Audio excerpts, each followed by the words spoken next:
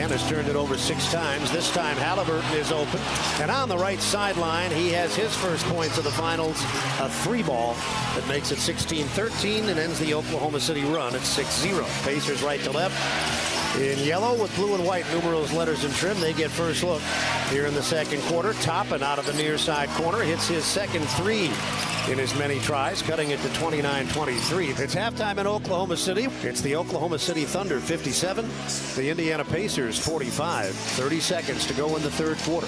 Pacers down by 9. McConnell handling it out near the logo at center court with 22 seconds to play. Separation between game and shot clocks right around 10 seconds. Nobody picked up Siakam, and McConnell delivered it into his hands, right corner for a 3. The third quarter draws to a close with the score, the Oklahoma City Thunder 85, the Indiana Pacers 76.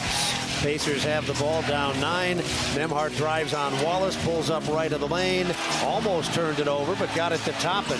Toppin against Caruso into the corner. This is Nesmith knocking down a 3. Pacers down 6, 2 minutes and 12 seconds to play. Nembhard being harassed, gets rid of it, and then takes it back from Nesmith. 2:05 to play. Nembhard steps back, still bouncing, moving to his left. Here comes a 3 off the bounce, and he hit it. 1:04 to go. The Pacers are down by 3. Toppin has it, center of the floor, Siakam. Under a minute to go in the fourth quarter. 110-107. Nembhard working Wallace. He'll launch a 3 and leave it short. Rebound, Siakam. It's a 1-point game as he lays it off the right-hand glass. Gilgeous-Alexander has it, 9 to shoot. The defender is Nembhard. Here comes the left-hand bounce, penetrates the arc. Nembhard cuts him off, and he missed off the back of the rim. Rebound, Indiana. The Pacers with a chance to win it. Final seconds, no fouls to give. 8 seconds to go. The Pacers are not going to call a timeout. Haliburton has it with 3, driving with 2, pulling up, and hitting with 3/10 of a second to go. Haliburton driving, pulls off, jump shot. It's good! It's good! With 3/10 of a second remaining. Tyrese Haliburton does it again. How many more times can this team do that? Sweets, baby. The game ends with Indiana winning 111 to 110. Just had to hang in. The first half was rough. 19 turnovers. The good thing was it was only 9 points. We've had a lot of experience in these kinds of games. Our guys have a real good feel for what it's all about, giving ourselves a chance, and we got fortunate, but made plays. I think we're just a really resilient group. We just do a great job of just sticking in and just, settling into the game. And Miles and Andrew made big play after big play down the stretch. They got a lot of confidence in me to make that shot. So I don't know what you say about it. I just know that this group is a resilient group, and we don't give up till it's 0. The Ride with JMV, 93.5 and 107.5. The Fan. Gosh, you had a whole lot right there. Man, what a game, number 1. What a postseason. And if you gave up on them, you should know by now. You should have learned. But the Pacers, a 111-110 Game 1 win on the road in Oklahoma City, where they were just absolutely outstanding, especially in the fourth quarter. I was going to say the entirety of the second half, but that's not altogether true. They got down, 15 early in the fourth? 9 as we approach the end of the fourth. And as Rick Carlisle mentioned, by the way, too, you had Rick Carlisle. You may have had Tyrese Haliburton in there someplace. I'm not quite sure. Maybe. You had the TNT broadcast. You had the Pacers radio with Mark Boyle and Eddie Gill. You had it covered from all conceivable angles. You go back to the first half, and I thought there were a couple of points that were made, and this may have been, I can't remember who it was. And it was accurate last night. I don't think it was Richard Jefferson, but somebody had mentioned, you know what, I take it back. It's going to be our guest coming up at 4 o'clock. It was Eddie Gill. Eddie Gill had referenced on the radio network that you can watch all the tape and all the film on a team and how it plays defense. But once you go out there and you actually have to face it when it's real, it is much different, and sometimes it can be overwhelming. And we saw this Pacers team get swamped in the first half. They were overwhelmed. Defensively, that is just not a level of pressure that they had to face whatsoever, not even close. And by the way, from a team that under normal circumstances would have a very similar conditioning and depth to where you wouldn't run out of gas, I will say this, and not a lot of other people are talking about it, OKC ran a little bit out of gas late. That coming up. But back to the first half for a moment. What OKC does defensively is they swat and they whack and they slap.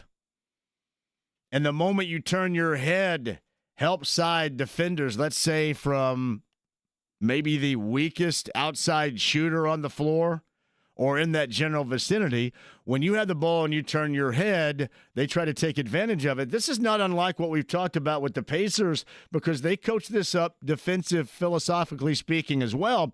You go after loose handles. You go after soft handles.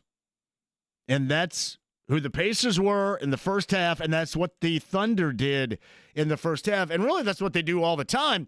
And it took the Pacers the entirety of the first half to get used to it. They turned the ball over 19 stinking times. How many times? 19. Paul Hardcastle. James is going to have to bring us back with 19. But ended up with 24. And I will sit here and tell you, I've never seen a team turn it over 24 times in my life and win a game. Never. Never, ever. It goes against absolutely all the nerdy numbers and the analytics. However, two big deals in this game that helped pave the way for the Pacers to take game number one and have that late game opportunity to put themselves in the clutch where this Oklahoma City team has not been. That is keeping within distance. Never got larger than 15. I had a friend of mine say, you know what? I was at the watch party and had that thing gone up to 17 plus. 17 is kind of the number when I bail. And the same can be said for the Pacers. I mean, you have battled back so many different times, but at the end of the half, you kept yourself, when you turned it over 19 times, within striking distance. Let's face it, normal circumstances against other teams, Oklahoma City would have been up 30. Normalcy for this group, if you've never watched them before, if you're kind of new to them, they swarm you. Ever seen the wildlife footage of ants or bees when they're provoked or when they're not? I mean, that's exactly what OKC does defensively. I'm going to give you a little Marlon Perkins Wild Kingdom references right here. I mean, they absolutely pounce all over your moment of weakness. And the Pacers in the first half, with handling the ball, they were soft with it. You saw, I think it was in a huddle mic'd up, Rick Carlisle kind of referenced, hey, get it like this, elbows out, stay strong with the basketball. They were not strong with the basketball. They were not strong off the dribble. They were loose with it. They just had not seen ball pressure like that. Whether you're talking about on-the-ball pressure with a guy like Lou Dort or, again, the help side pressure that ultimately comes as soon as one of their guys turn their heads. So they stayed within striking distance. And the other thing that they did, and I don't know how much credit that is given for this today, but it should be an absolute landslide worth, is turning it over 24 times in the game, which is just an incredible number, and most, if not normally all the time, get your ass whipped. What they did during those turnovers, I know I kind of joke, live ball, what they did during those live ball turnovers, they got their ass back. They played some defense. Now, we talk about transition defense off of makes. Now, transition defense off of misses. Well, all that. But how about transition defense off of turnovers? I don't know if you're any team, much less the Pacers, if you could have played that better. Because normally what happens is you turn it over and then you make it worse because they go down, get a 3-on-2, 3-on-1. They have numbers and they score easily, and they absolutely roll you over. But giving up 11 points off of turnovers, and I think that was the lowest number of the season for Oklahoma City. Certainly the lowest number of the postseason for Oklahoma City. And that just doesn't coincide with what normally happens when they turn the opposition over. They will choke you out, run the score up. And that didn't happen last night. So the Pacers kept maintain striking distance, because even off the turnover, and they were bad too. I mean, everybody was doing it, but off the turnovers, they got their ass back and they defended. They still made some plays. You made a bad play, but you didn't let it pile on. And that's the one thing about this team that stands out. And we'll get into the clutch moments and Haliburton and the team concept in the clutch, which has been absolutely unmatched this postseason in the NBA. But their will to compete.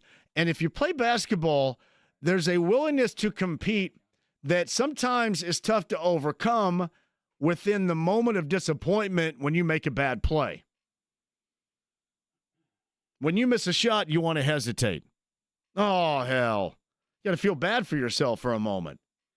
When you turn it over, you normally hesitate. You feel bad for a moment. Or other teams would point the finger at somebody else, and then that somebody else would point it back. But there's a moment of hesitation that costs you. With the Pacers, there's no moment of hesitation. They get back. And they get back immediately. Not even necessarily the person that turned the ball or had the responsibility of the turnover. The whole team gets back. And that is how you withstand an onslaught like that. I don't know how many of the teams in the NBA would not have had their ass whipped last night by Oklahoma City if you turn it over 19 times in the first half. Most of the time, that's going to be a foregone conclusion. But the points off of turnovers equals 11 because the Pacers, in the midst of turning it over at the highest volume of the season, got back. And there's some pride in that. We know this team is prideful just by the way that they respond and don't give up and the resiliency and all this stuff now that the rest of the basketball world is seeing, that we have seen. Or maybe some of you have seen, because I know there's some Pacer fans out there that you're still trying to get used to this because you didn't have the opportunity after you cut the cord to watch them over the course of the season. But holy hell, that is what team basketball is all about. There are so many different layers to this. And we can talk about Haliburton's makes at the end or the way that they keep themselves alive. But it's the plays like that in moments that you really don't think about. In the first half, where all we're doing is, oh, woe was us because this team looks terrible. I think I ended up sending out 2 X messages in the first half, and they both meant the same thing. It was either going to be stronger with the ball or you're going to suffer the consequences. Now, they are going after your loose handle. If you're loose with the ball, you're going to lose it. And the other part about that is, too, the officiating dictated the terms on how that game was going to be played, and I was fine with it. I don't know if anybody else noticed last night, there was a lot of not-so-subtle contact, and especially for the league's MVP, that oftentimes during the season would draw a whistle. And believe me, if they allow that, even with what the 38 he got last night, I think we're all really happy about the in-game defense of Andrew Nembhard. And the reason for that is he is been allowed to be more physical. And the fact that he also knows this player really well is advantageous for him and his team. I'm telling you, you can give up 38 And we can still laud you for one hell of a defensive effort just because of what you do, again, in clutch winning time. And normally all we end up doing is we value the make. And that is a hell of a big deal with Tyrese Haliburton. But if you watch the post-game interview he did with Scott Van Pelt after the game, he wanted to make sure that he spread that wealth to everybody. Because there were more than just Haliburton with that final shot make with 0.3 remaining that gave the Pacers their first lead of the day that were responsible for that come-from-behind win in game number 1. And what many people would deem improbable, Pacer fans that have come to understand this, it's almost like it's a rite of passage right now. But it doesn't come easily. Hey, go ahead and ride shotgun with good fortune every single time. I am all for good fortune. But most of the time, good fortune is acquired by just how hard you play, how much effort that you give, how much you put into it, even when you're making mistakes. I don't know. I'm assuming there are a lot of coaches listening to this show right now. Man, I would take that tape. Like a lot of people said, hey, you got to take that first half and throw it in the White River. No, you don't. You don't really. You got to show that to people. You got to show that about how to respond during adversity because it's more than just what you give up at the end of the game or what you do at the end of the game. It's the entirety of the game. And it's those moments that we don't often talk about. Just like last night. Did anybody think that today we would be talking about a Pacer 1-point win and I'd be leading off with, holy hell, transition defense out of a turnover? No, and I'm sober, 100% sober, and not on drugs or anything. I'm clean. But that's what you witnessed last night, and that is a product of an incredible team environment. I constantly stay away from this term because it does wear me out. But in this case, it's appropriate, and that is team culture 101. And believe me, you have it to levels, you have it to degrees. Their tank is full. And we have seen it in a variety of areas and a variety of moments. And I thought last night, just with that alone, was incredibly special for me. And again, we get caught up in the make or miss at the end of the game. And why not? Because, listen, when you're out there by yourself playing in the driveway, that's what you're going to do, make or miss on the last second shot. Not a lot of you are going to act like you're going to dribble it off your foot out of bounds or turn it over to the defense, get ripped going to the basket, and then practice getting back, hustling back, sprinting back, getting position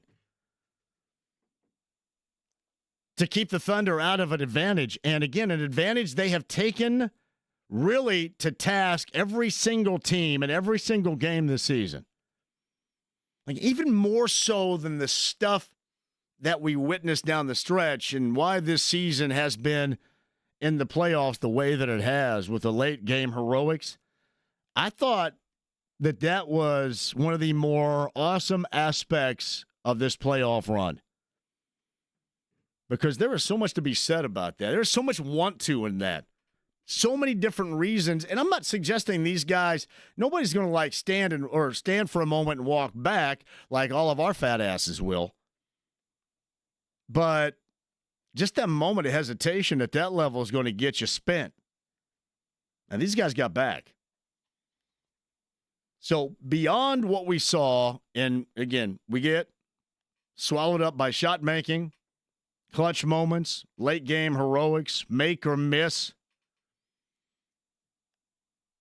But that's what stood out to me. That stood out to me, and I want to give a shout out because he has been phenomenal this postseason.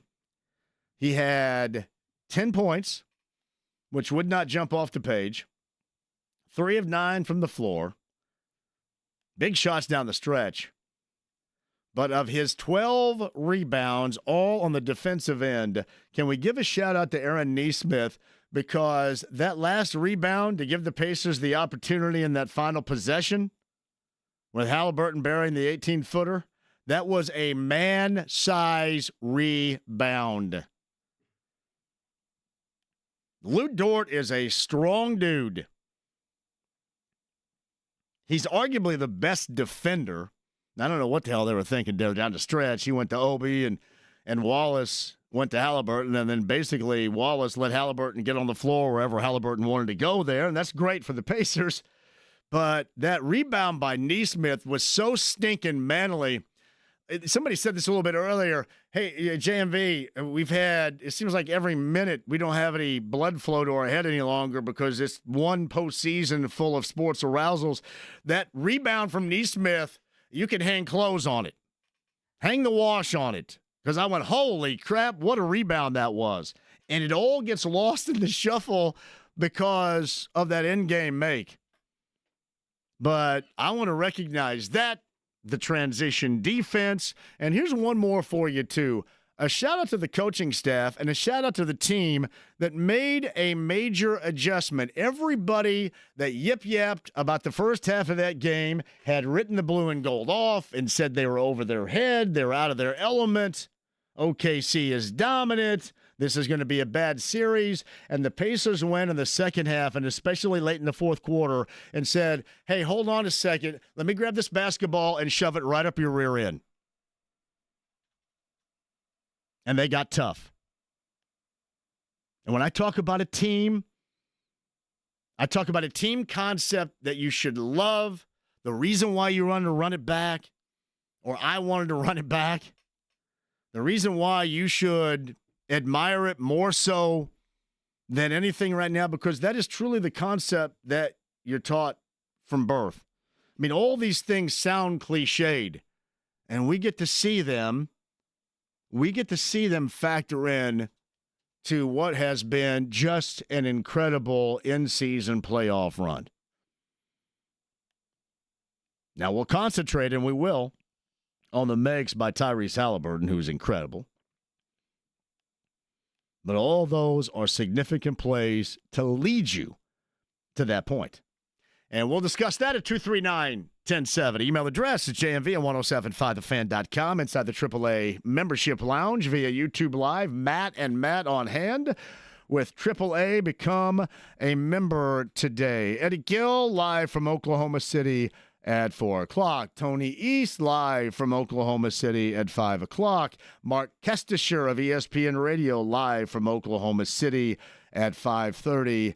And this team has an opportunity coming up on Sunday. I still want to reflect with you at 239-1070, but I will tiptoe down to Sunday and consider the opportunity that the Pacers have. And everything was going against them.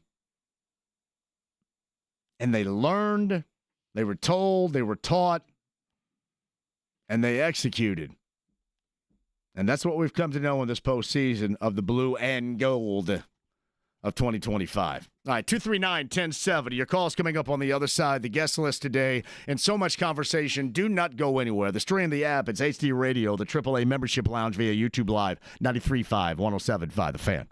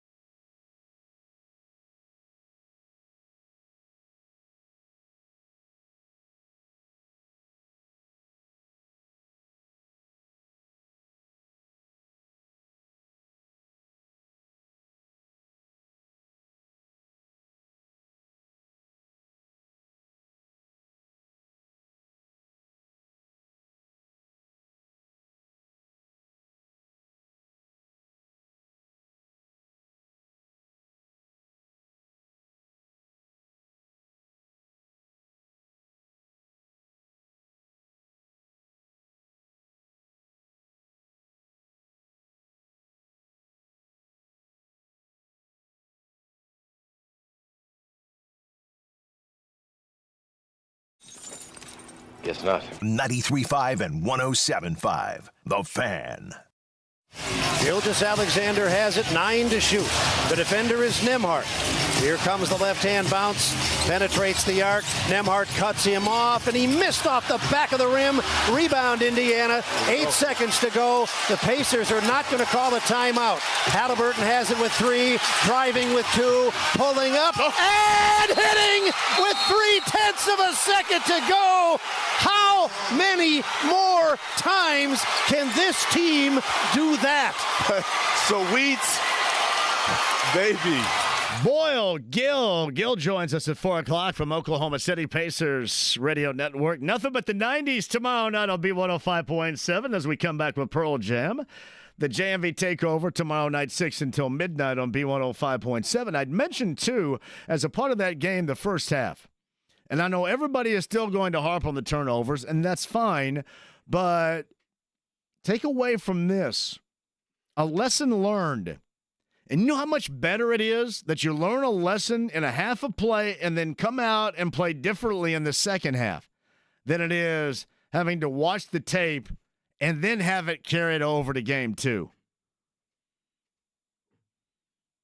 Somebody mentioned this last night. I think, again, it was Van Pelt. I get so swallowed up by all these yip-yappers on here, it drives me nuts. But I think it was Van Pelt, and he said he was talking to a Pacers assistant. And Van Pelt quoted a Pacers assistant as saying, we have developed into high-level problem solvers. Bang. In the words of Mike Breen. You know what's better it is to be able to solve that problem in the halftime locker room and not jack around with it until game 2? That's what it was. 5 turnovers of the second half, which followed up 19 in the first. The other aspect I did not bring up, and while over the course of the game you could not tell, but I am sorry, conditioning played a role late. I'll tell you what else played a role late, that the MVP of the league sometimes would struggle to guard James and his man bun. Sometimes, not all the time, but sometimes. In late game situations, it was not good. And believe me, what you see on the NBA level compared to what you're thinking,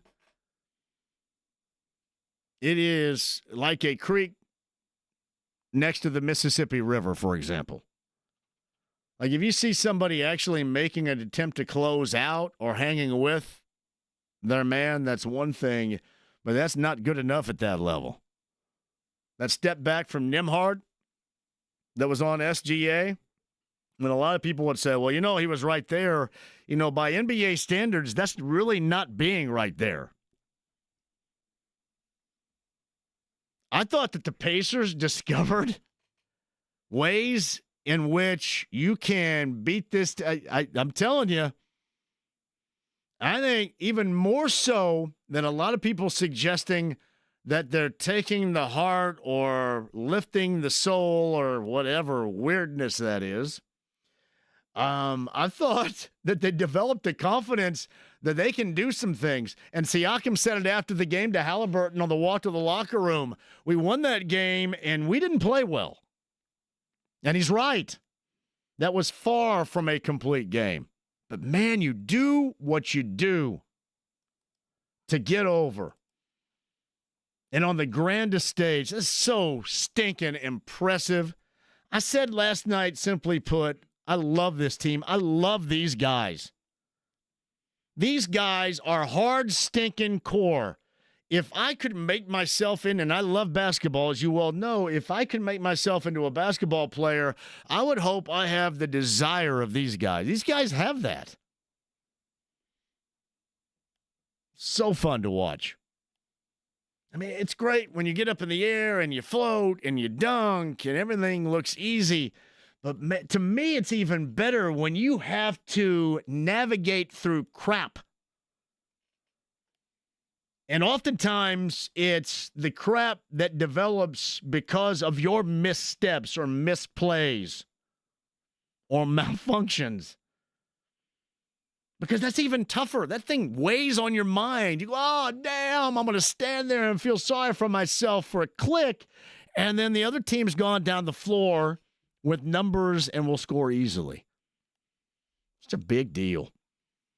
Eddie Gill, top of the hour, Tony East, and Mark Kestisher all coming up on the show. You guys should not go anywhere, and you haven't, and we're going to take some calls. And Jeff is on line one to start this bad boy out on a Friday. Hello, Jeff. John, first-time caller. Jeff, I'm excited about that. I've had a sports arousal all month long, and I should say all May long, and now into the month of June. So, yes, if you have any wash, you need to hang on the line. We're right here for you. Hey, and you went, it's Mutual of Omaha Wild Kingdom. You forgot that part. Mutual of Omaha's Wild Kingdom. Wild Kingdom. And you know what? We were so young back then, we had no idea that was an insurance company, did we? No, heavens no. Wouldn't know it until... Wouldn't know it. But we knew the damn jingle, I can tell you that. Yeah. Mutual of Omaha's people you can count on when the going is something. Yeah, go ahead. Hey, so a couple things, obviously. Pretty testicular fortitude win by the Pacers. Yes. So a couple things. The rebounds, and you brought up Nationist, that was extremely important because they out-rebounded them by 17. 17. That's big. That's a big number. And yes. that really helped a lot when OKC couldn't close the deal and being up 30 in the first half, like you mentioned. So rebounding is a big deal. Yeah, keeping distance on that and getting back, and you turn it over at that high volume, and you only surrender 11 points off of turnovers. I mean, that is recognizing your mistakes and not pouting and not whining, and you get back on D. And Lou Dort, he was Klay Thompson in the first half, and then he fell back to earth, so that's important. Yeah. Yeah, well, there was a lot going on there. I mean, the Pacers should have been down 30. Consider this. I mean, you're only down, what were they down, 12, 13? 12, yeah. Yeah, 12 at the end of the half. 57, 45, yeah, I think. You turned it over 19 times. And Dort, I think, had 12 points in the first half. So, I mean, logically, you would feel like you'd be buried. It was like the end of the Benny Hill stuff, speaking of our that first half. But a couple things maybe Eddie or Tony East you guys can talk about that I was kind of thinking about. Are they going to play Holmgren more, you think? Because him and Jalen Williams. Yeah. Are you asking, are they going to go big again? I don't think there's any doubt they'll go big again. Because I bet you. Well, that'll be him. Here's what. Hey, Jeff, you and I, let's consider this for a moment. All right. They lost by a point where the opposition led for 0.3. Is that enough? Is that enough to change up the starting lineup where you went small ball with Wallace instead of Hartenstein and go back with the larger lineup? Or do they view, I guess you have to ask yourself, do they view that as enough reason to go away from their thoughts in game number one? Well, and I think we'll know that the first 5 or 6 minutes of game two. I think they'll start small and see what happens. Yeah, I wouldn't doubt it either. My thought would be, here's a couple things I'm thinking. Can Jalen Williams and Chet, who are both in their third year because Chet missed a year, can they be the second and third best players on the title team? That's the thing, that kind of thing is, and that's where Siakam we know can, because he had 26 in a closer in Toronto, and Turner's been there 10 years, and he was awful in the first half, but he was pretty good in the second half as well. He was, yeah. And then if they go big, they went big against Denver and Minnesota because they didn't have to worry about Chet guarding anybody. Siakam would tear up Chet if they go big. Well, yeah. He put him in the grinder. Well, yeah. So that's what I was thinking. Yeah, I would agree, and I think if they do anything, it is going to be to try to at least to get Holmgren involved, because he was pretty non-existent in that game number one. Yeah, and it looked like Williams kind of, he was scared at the end of the game. Yeah, he shot well under 50%, and that's not his MO either. Yep. So those are the things I'd be thinking. That'd be good to talk, to hear what those guys think about. So it's going to be interesting. I thought Pacers in 6 the whole time, and just because of that, because I'm not convinced Williams and Chet are really your second and third best guys on a title team yet. a couple years from now maybe, but those guys are young, man. Yeah, they are. Hey, Jeff, really good first-time call, man. Thanks for doing it. Hey, man, I appreciate it, John. You I'm got not it. a rookie. Call anytime, Jeff. Appreciate Thank you it, very much. Sider had just sent out this. Tyrese Haliburton posted a new angle of his finals game winner over the Thunder. This is on Instagram. It's got to be the shoes, is the quote. 4 game winners in the span of 6 weeks for Haliburton. Now, I guess a couple of questions I have here. One would be, should I go with the Pumas like this? I think they're low-top Pumas. Those are the shoes that they introduced before Game 1 last night. But here's another angle I want you to watch. And Evan Sidery just sent this out because Wallace was checking Haliburton on that final play. On the other side, I will tell you what Tyrese Haliburton did to get himself into an open rhythm that maybe you didn't notice. And I'll be honest, I didn't notice until I watched it a couple of different times. And that's on the Haliburton game winner. Talk about that. Your calls on the other side at 239-1070. Eddie Gill, top of the hour from Oklahoma City. So's Tony East. So's Mark Kestisher. Tom's Watch Bar on Sunday beginning at 6 before game number 2. That is downtown where you need to join me. Otherwise, just hang loose. I'm coming back at you next.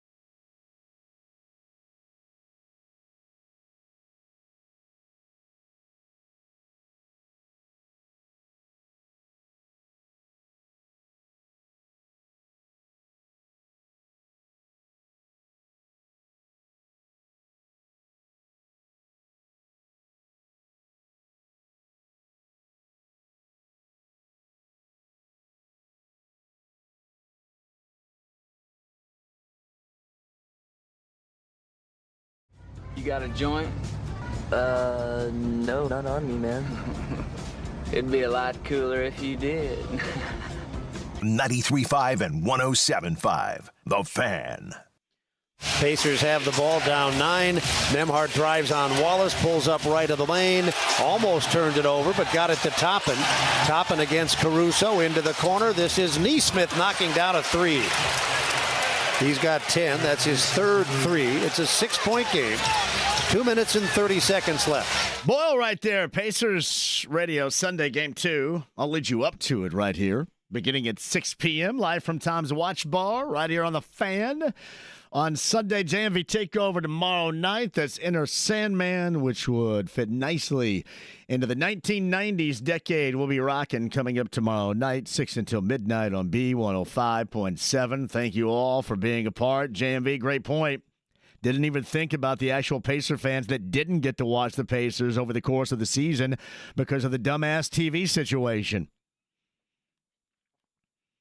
And hopefully all that is ironed out next year. Hopefully there's not one issue whatsoever. There shouldn't be. There should not be an issue at all about going into whatever layer, whatever apron, whatever nerdery, geekery, luxury tax for the Simon family to pay. And also make sure you are locked in to something that everybody can get your product. True that. Good to hear from you, Jeff. J-Law writes this. So the last play, JMV, 4 Pacer players touched the ball before Haliburton buried that game winner with .3. Rebound by Nesmith, which was just a manly, super uber manly rebound that everybody should be talking about. My man had 12. That was a badass board. Body contorted, just went up and got it stronger. He rebounded out of his area. That's hard to do. I think it is. Like, the rebound for me has got to come right to me. Hey, I got a rebound. There it is. He was rebounding out of his area. That was impressive. Got everything fired up. 239-1070. Let's go with Bob on line 3. Bob, welcome to the show. How are you? Hey, John. Hello, hey, Bob. John, thanks for taking my call, man. You got it, buddy. Hey, I just wanted to tell you, in 49 other states, it's just basketball. I was driving down Morris Street this morning, and a homeless man was dribbling a basketball on the sidewalk. We just do it differently here. Well, did you see the airport video of them watching the in-game situation at the airport and going crazy out there? That was pretty cool, too. Yeah. Yeah, my buddies were on a plane to Montana when they hit the shot against the Cavs, and they said the plane erupted in the air, which was pretty cool. Yeah, that's it is. You could. I mean, everybody's on board now. Everybody's had a piece. Everybody's had a sniff, and they dig it with good reason, and that's a good thing. Because listen, there's no more enjoyable team in the history of me being around here than the one we're watching right now. Yeah, it's pretty awesome to be a part of it. I was born in '98, so I didn't get to see the 2000 run. Right. And I've been supporting them my whole life, and seeing their success now is incredible. I just don't know how they do it every night. You're not 2 years old rocking the remote on the old school television back in the day? Come on, man. Seriously? Not that I can remember, man. Let me tell you this. I'm 2 years old, and I'm searching for Deep Throat. No, I'm just joking. I'm not. Just joking. No, I'm searching for porn. No, I'm just joking. Go ahead, though. Probably watching Benny Hill when I was 2 years old, though. Yeah. What do you got? Cool. Well, thanks for taking my call, John. Well, the last thing I want to say is SGA this, MVP that, who cares, Pacers in 6. Thanks, John. You got it. Thank you for the call. Quick one, we'll come back. Eddie Gill, your calls on the other side. Mark Kestisher had the ESPN Radio National call. Tony East to stake that in OKC as well. Video up with me and Hammer and Nigel. This is what we do to prepare for shows here in the building every single day when we're actually in the building together. Check that out at JMV 1070 and the Harris Hoosier Park Race of the Day at JMV 1070. Get locked into that 50-50 betting and dining from Harris Hoosier Park Racing and Casino in Anderson. Believe me, friends, we're just scratching the surface on last night and get you set for Game 2 on Sunday. Do not vacate the premises. 93.5, 107.5 The Fan.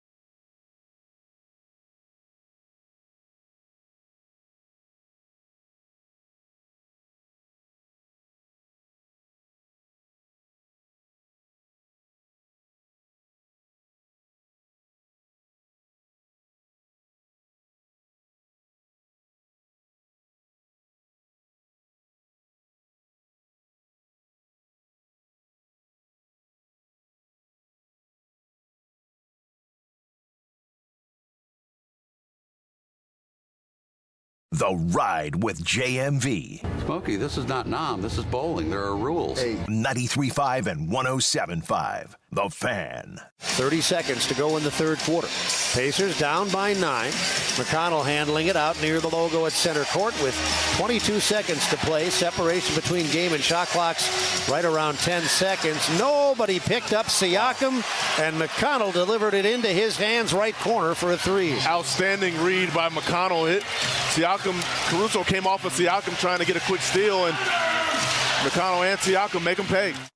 Eddie Gill, Mark Boyle, Pacers Radio. I'll hand it off to them coming up on Sunday. I'm at Tom's Watch Bar beginning at 6. I'll lead you up to their coverage of game number 2 of the NBA Finals with the Pacers a come-from-behind, led only 0.3 of the game, and a win on the home hardwood of the Thunder of Oklahoma City.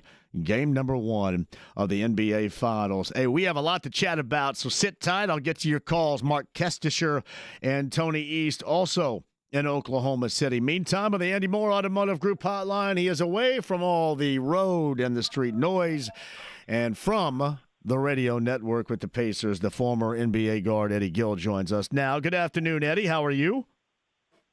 I'm outstanding. How about yourself? Let me get to a point you made on the broadcast last night. And Sure. I went back and watched. After you said it, I went back and watched it because I never sleep. And you were so right. It's one thing to watch on tape what Oklahoma City does defensively. And you can see it and you can understand it. There's no doubt about it. But then you have to deal with it. And sometimes that takes some time.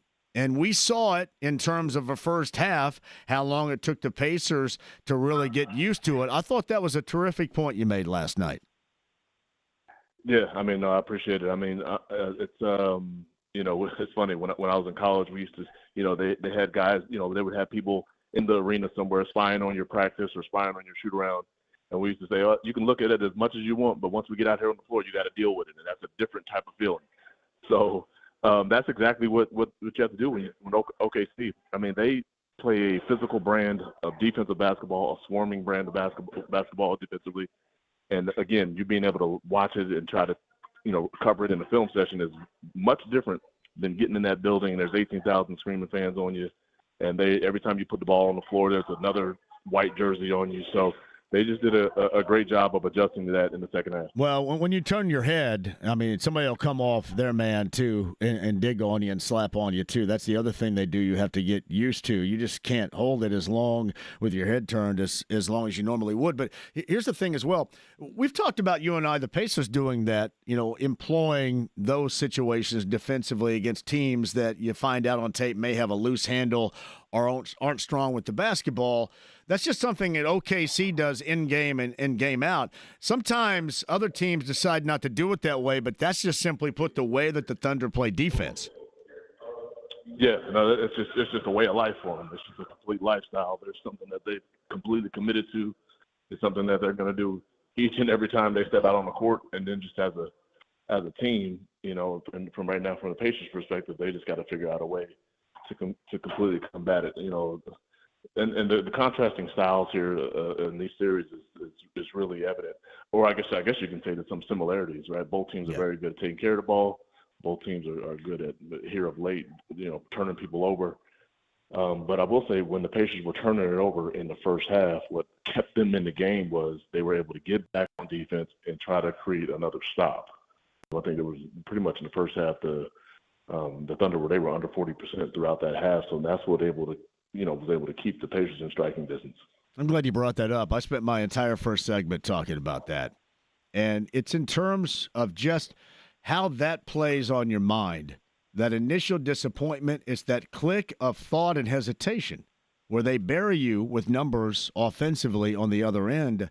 But the Pacers double back as quickly as possible, and to only surrender 11 points in turnovers or coming off of turnovers, when you do it 24 times in a game, which is the highest of volumes, I think it just speaks to the competitive nature and the want to, and really the recognition of a team group that we've come to know and certainly love watching perform. I thought that was maybe the most important aspect that we witnessed last night outside of the in-game situation.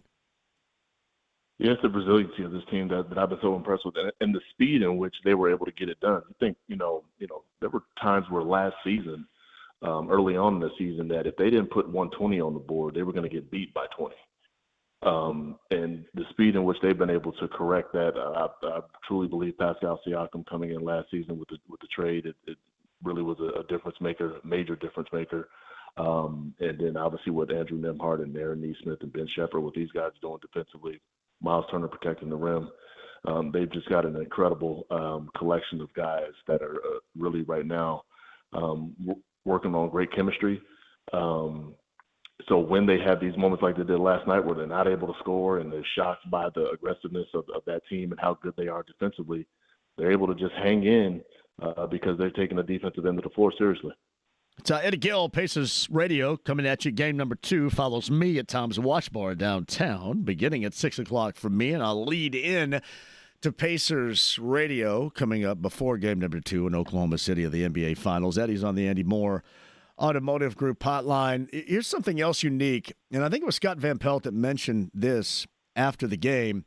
He said he talked to somebody, I don't know who it was, one of the Pacer assistant coaches, and the coach said, we have now an extreme high level of problem solvers.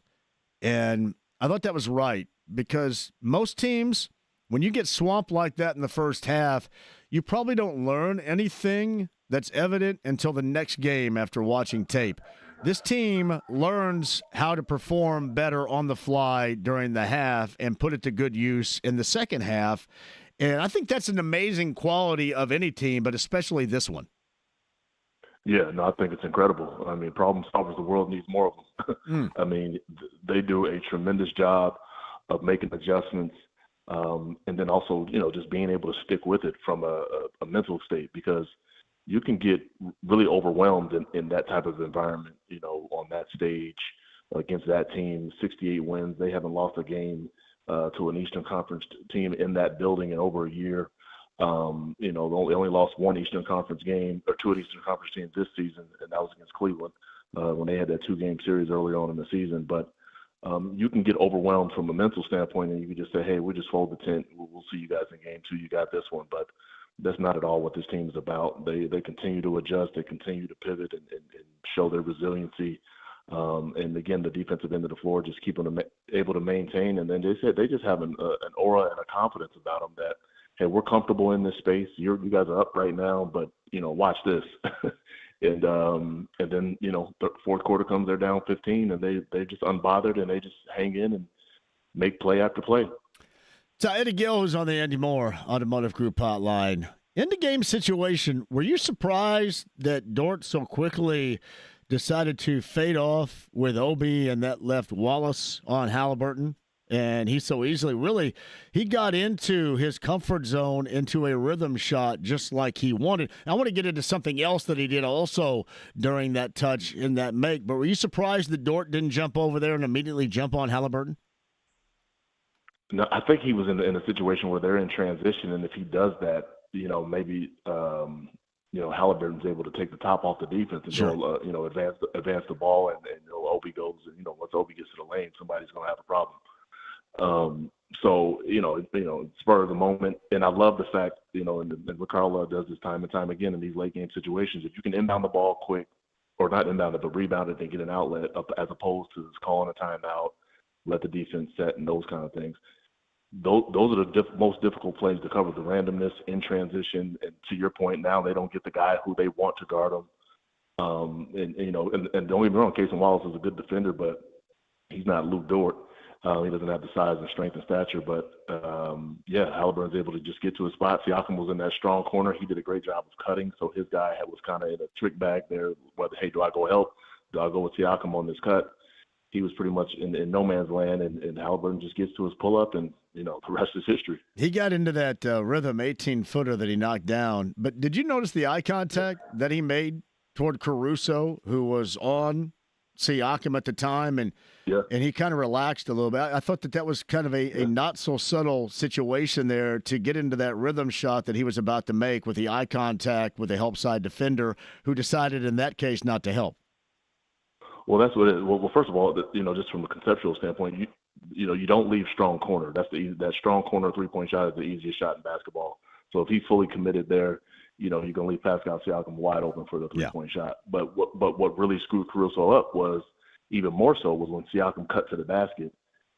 And Casey Wallace is, he's playing solid defense there. He's going to protect the drive, but Caruso is, again, he's in that uncertainty of like, hey, do I just fully commit? And really now Siakam goes to the basket. Now he's going to go get a layup because Haliburton hit him with a layup. So it just was great chemistry and a great read and high IQ play by Siakam cutting to the basket there.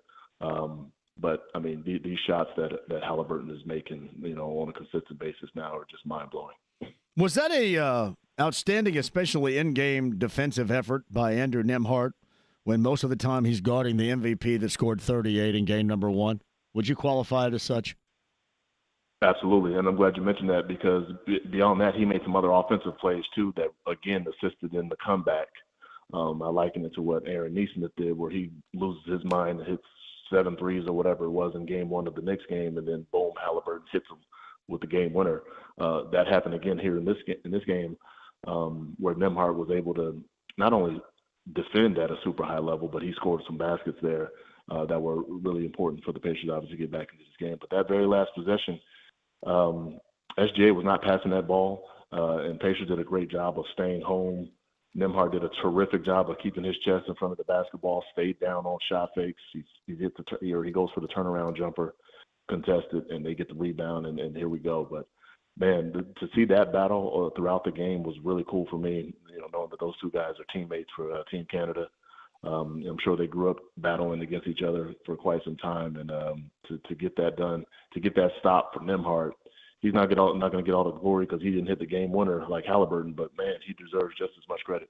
I thought that the officiating crew let there be more contact than you would normally see when somebody's matched up against SGA. Would you agree? Yeah, but I thought the Pacers did a good job of doing their work early. He did get loose a couple times later on in the game, and then there was some, you got into the penalties, so he ended up getting to the line I think 7 times. But man, going to the fourth quarter, I think he only got to the line 2 or 3 times or something like that. So this guy lives on the free throw line because of how good he is, and the way he's able to cut angles off. But the Pacers did a great job. I thought trying to do their work early. He's one of the best in terms of the mid-range contested shots. So even when he takes those shots, we challenge him. More often times than not, he's making them. But you just can't have him, live at the free throw line, shooting 15 free throws a game because he's plenty capable of doing that as well. Do we find out that maybe he's not so capable of much defensively speaking in late clutch game situations? Because it seemed like oftentimes he got matched up with somebody that knocked down a shot late. Yeah, I think there's some of that as well. I mean, you can't allow him to rest no matter what on the defensive end. You're talking about SGA, correct? Yes, I am. Yeah, it seemed like that there were oftentimes down the stretch where he got matched up with somebody that knocked down a shot in his grill. Yeah. That's just it. And I don't think he's a bad defender. I think he's a good defender also. But having said that, there's certain guys that you attack because they're bad on defense. There's other guys you attack because you just don't want them to rest on defense, right? You want to try to make that guy continue to work in some capacity because oftentimes they're going to try to put him on somebody who's not, quote unquote, as much of a threat or is as much of a influential in terms of the offense. But with all the switching that they do, you can find him, and then also they have this pretty much all guard lineup out there, and then Daigneault makes an adjustment before the series even starts with the starting lineup. That's a whole nother topic, but yeah, well, we're going to get to that in just a second. Sure. That's on the list. Yeah, for sure. But yeah, if you got to put SGA in actions and make him guard because obviously they're switching primarily throughout the entire game, so he's got to stay in action so he's not resting on defense. So Eddie Gill joins us on the Andy Moore Automotive Group hotline. Pacers Radio, former NBA guard. All right, so the adjustment was made in the starting lineup. They go small. So I'd ask you this. Is there enough evidence with 0.3 of a lead and a loss in game 1 to go back bigger? And is there any influence of the fact that really Chet Holmgren was non-existent, about as non-existent as he was in the 2 regular season games where he did not participate last night? Yeah, I mean, I think they have some questions to ask themselves, or because you make that adjustment early, and I think it was predicated upon they have 4 good defenders out there, and they don't have to worry about someone trying to deal with Turner on the pick and pop situation, Hartenstein in particular. But now they're in a position where, hey, do we go back to it because we got thrashed on the glass, which is very uncharacteristic for the Pacers. They don't typically beat anybody in that fashion on the backboard. They've been competitive here of late, but the out rebound, I believe, was by 17. That's fully dependent upon them only having one big out there, and the Pacers kept a couple bigs out there, and they did a better job of rebounding, especially as the night went on. I thought early on Lou Dort got loose for a few offensive rebounds, but they were able to clean that up again as the game went on. So I'm interested to see what they decide to do. Are they going to go back to their lineup that won them 68 games, or are they going to try to march 4 guards out there with Chet Holmgren again? And to your point, he's just not a factor right now. Yeah, that part is interesting to me as well. Did you think that maybe OKC got a little bit winded late in that game, or am I wrong? I don't know if they got winded, because I think they like to run. As a matter of fact, they run even more than the Pacers based on what the numbers say in the quote unquote analytics. But so they're happy to run. I don't think they have a problem with that. But I do think that the Pacers forced them into some tough shots, and maybe arguably some bad shots that they had that didn't go for them in the third and fourth quarter. And that also allowed the Pacers to get back in the game. Now maybe that there's some fatigue associated with that. Who knows? But I do know that this team, they're more than comfortable to run with the Pacers. I think that they've done that throughout the season. So, who knows if there's a lot of basketball being played. We're in June. These guys started in October, and at some point that tank may start to run low. A lot of people are suggesting that this is something that could give OKC a hangover, because they were so close, owned that thing for most of the game, and then lost it at the absolute tail end of it. Think there's anything to that, hangover-wise, or is this team too talented, too well coached to be put in that position coming up on Sunday in Game 2? I think in short, time will tell. I do feel like they are a tough-minded group. But, having said that, it happened to Cleveland where they look like they're going to win a game, and then Haliburton throws one in, and to see them walk off of that floor, it reminded me of exactly what I saw last night. When you lose in that fashion, man, it's a blow to the psyche, and you have to try to wipe it, and obviously go back to the film, see where you can learn from. But man, it's a blow to the psyche, understanding that it's a race to 4 wins, and now you're down 1 in a game you had completely in your hands. So yeah, that could have happened, certainly. I wouldn't say that I'm so convinced that one way or the other of what will happen. Eddie Gill's on the Andy Moore Automotive Group hotline. A couple of more things before I let you go. Aaron Nesmith's end-of-game rebound, contorting the body over Dort, of his 12, was certainly one, if not the manliest of the rebound. You talk about getting it out of your area. He got it out of his area and then got it out quickly ahead where Toppin found Haliburton, and the end result was true. Yeah, and he had a couple of those like that. I mean, where he either rebounded or he had a big-time stop where he was, again, his body is contorted in some different weird angle. But again, it's just a dedication to get into the next play or the next action, I should say, because I think that's where Oklahoma City is really elite. They don't get from one possession to the next possession. They get from one action to the next action faster than arguably any team in the league. That's what makes them so great defensively. And I thought that Pacers were able to match that, especially in the second half. And that's what you saw in Aaron Nesmith in that play that he made. So Eddie Gill on the Andy Moore Automotive Group hotline. So some improvements coming off that Game 1 win in Game number 2 you would like to see from the blue and gold in closing here, Eddie? I don't think that, getting the ball up slowly is a recipe for success against this team. I thought the Pacers had a number of possessions early on in the game where they got the ball at the floor. They didn't have anything because OKC is so good at getting back, but then they're pulling the ball back out, kind of on the perimeter, and they're just passing it around. and they just load up on you. That's where you saw all those turnovers happen, and the next, last minute somebody tries to drive into traffic, and that's going to immediately be a turnover. I don't suspect if the Pacers turn over 24, 25 times again that the OKC Thunder only get 11 points out of it. If that happens again, they're probably going to get 20 or 30 points. But in terms of adjustments, I think I would love to see Pascal Siakam get the ball in the post more, where he can see the defense, he can see where traps are coming from, the guys can cut off of him and that kind of thing to at least be able to gain an advantage, especially if they're going to continue to roll this small lineup out there. You're not going to continue to just be able to drive past those guys, right? I thought Obi Toppin was incredible with his shot making. That was a huge factor. But if not for those shots going in, the Pacers are in a bad way. So I think maybe some post ups will be really good for the Pacers and for Siakam in particular. And then also playing early and often. You have got to play early at not late in those possessions.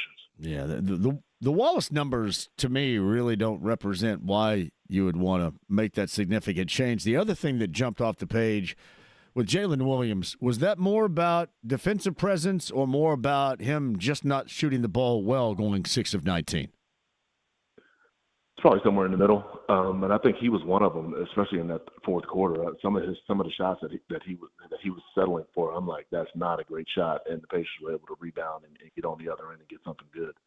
And again, part of that is this day and age, the shot attempts that are out there for everybody.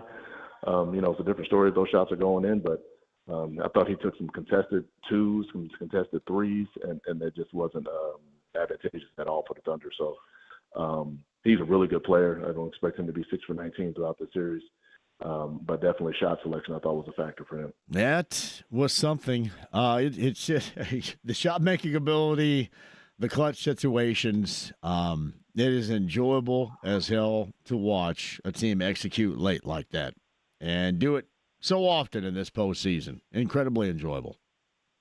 Yeah, this is, and Boyle and I are always talking about hyperbole and the ease in which most people participate in it.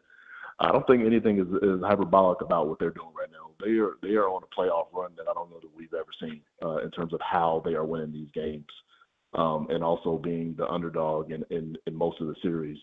It is an incredible run, and I'm just grateful to be a part of the ride. He's going to be a part of it coming up at 8 o'clock on Sunday. That is the tip time for game number 2 with the Pacers and the Thunder. Coverage begins at 7:30. That follows me, where I go 6 until 7:30 at Tom's Watch Bar downtown coming up on Sunday. Eddie Gill of Pacers Radio on the Andy Moore Automotive Group hotline, the former NBA guard with us. Hey, hang out, have a good weekend leading up to Sunday, and we'll do it again, I'm sure, coming up on Monday next week to see where we are as this thing comes back to Indy in what is going to be raucous. I don't know if you saw the field house last night for the watch party. Holy crap, that place was packed. Yeah, I heard about it, and I meant to look it up today. I haven't had a chance to. I'm gonna check out some of the stuff online to see what was going on. I heard it was absolutely bananas. I can assure you that this arena here was loud the entire game. They were up the entire fourth quarter, so I can't wait to see what Gainbridge Fieldhouse looks like on Wednesday in Game 3. So did our good friend Kristen Airy, did he fly back on that charter flight, or did he float back on a cloud late last night here to Indianapolis? Yeah, probably the latter, because Kristen Airy is a big time Pacers guy, obviously, and loves the team and love what they're doing right now. It's just an incredible moment for everyone. It is. Eddie, I appreciate that. We'll check in on Monday. Have a great call Sunday night. Yes, sir. Appreciate you guys having me. It's Eddie Gill on the Andy Moore Automotive Group hotline. The Pacers a 1-point win. 0.3 is what they led in that game last night, and that was at the end of the game, and that was enough. We're back to your calls next. 239-1070. Mark Kestisher, Tony East, all still to come, and we'll get your thoughts on yet another incredible game and another incredible finish for the Pacers this postseason. 1-zip, best of 7 NBA Finals. The Pacers get a road win in Oklahoma City last night. We're here to talk all about it. The stream, the app, HD Radio, the AAA Membership Lounge via YouTube Live at 93.5 and 107.5 The Fan.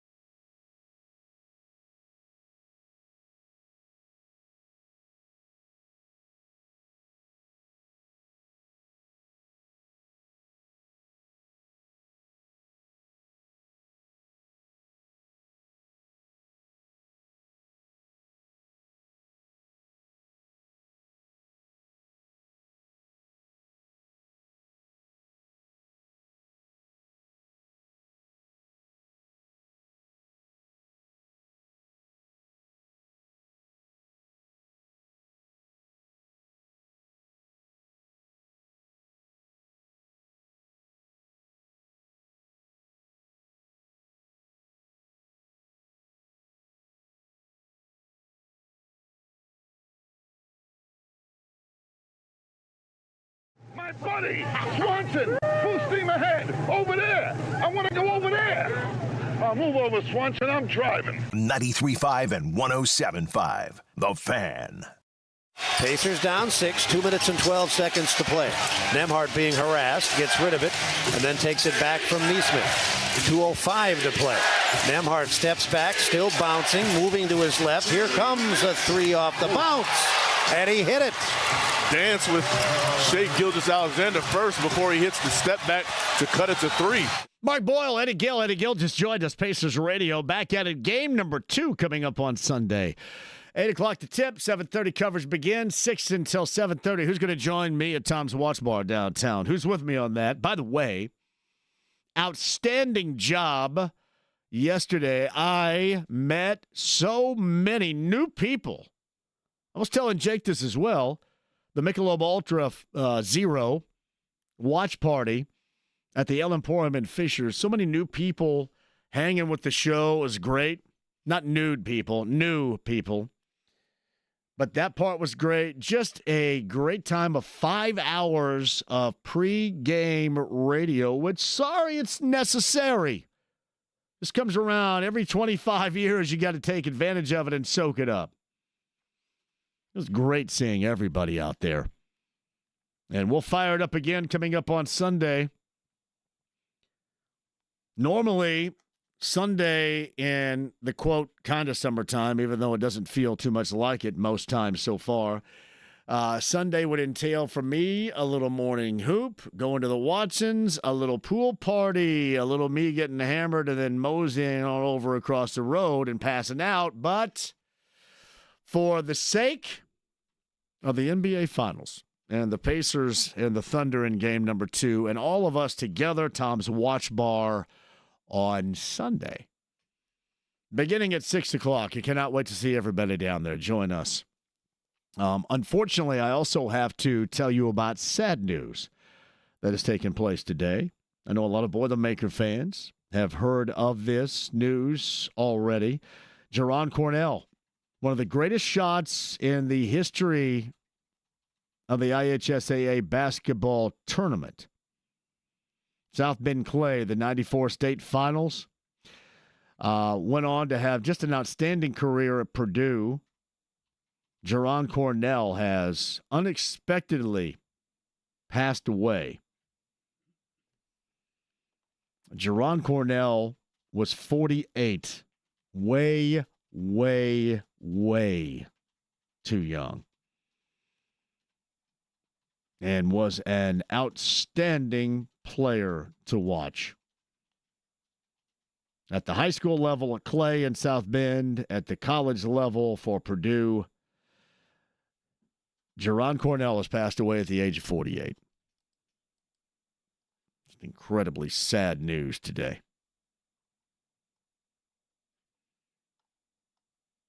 JMV. I'm going to get back to a couple of things that we were talking about a little bit earlier regarding the Pacers and the Thunder.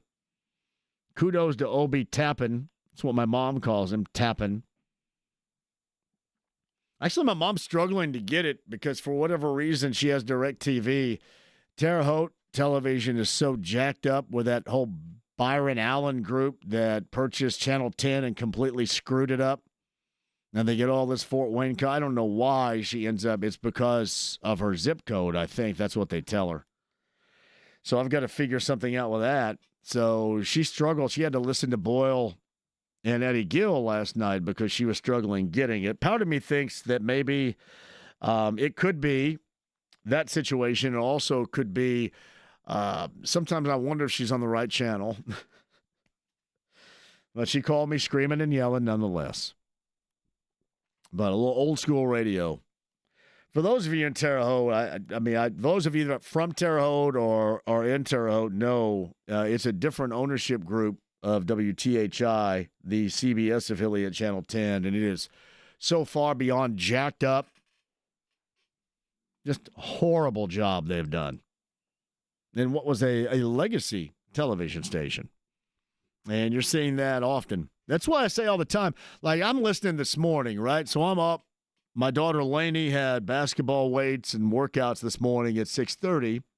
And I'm up at 6 a.m. after getting a full 2.5 hours of sleep last night. And I am transporting her over to CG. So I want to hear what they're talking about nationally. And whatever jackasses are on the morning before hours at 7 a.m., what are their names? Canty and, I don't know, Jackass and Jackass Jr., whatever. I got to hear, I blank you not, I heard 30 minutes of Aaron Rodgers.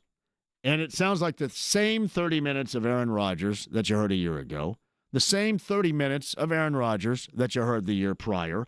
In fact, the same 30 minutes of Aaron Rodgers that you heard 4 years ago. So I wanted to make sure you guys understood just why locally with the content it is so necessary, because that's what you count on. Nobody that gives a crap about you. Nobody that gives a crap, except for us. It's a big deal right there.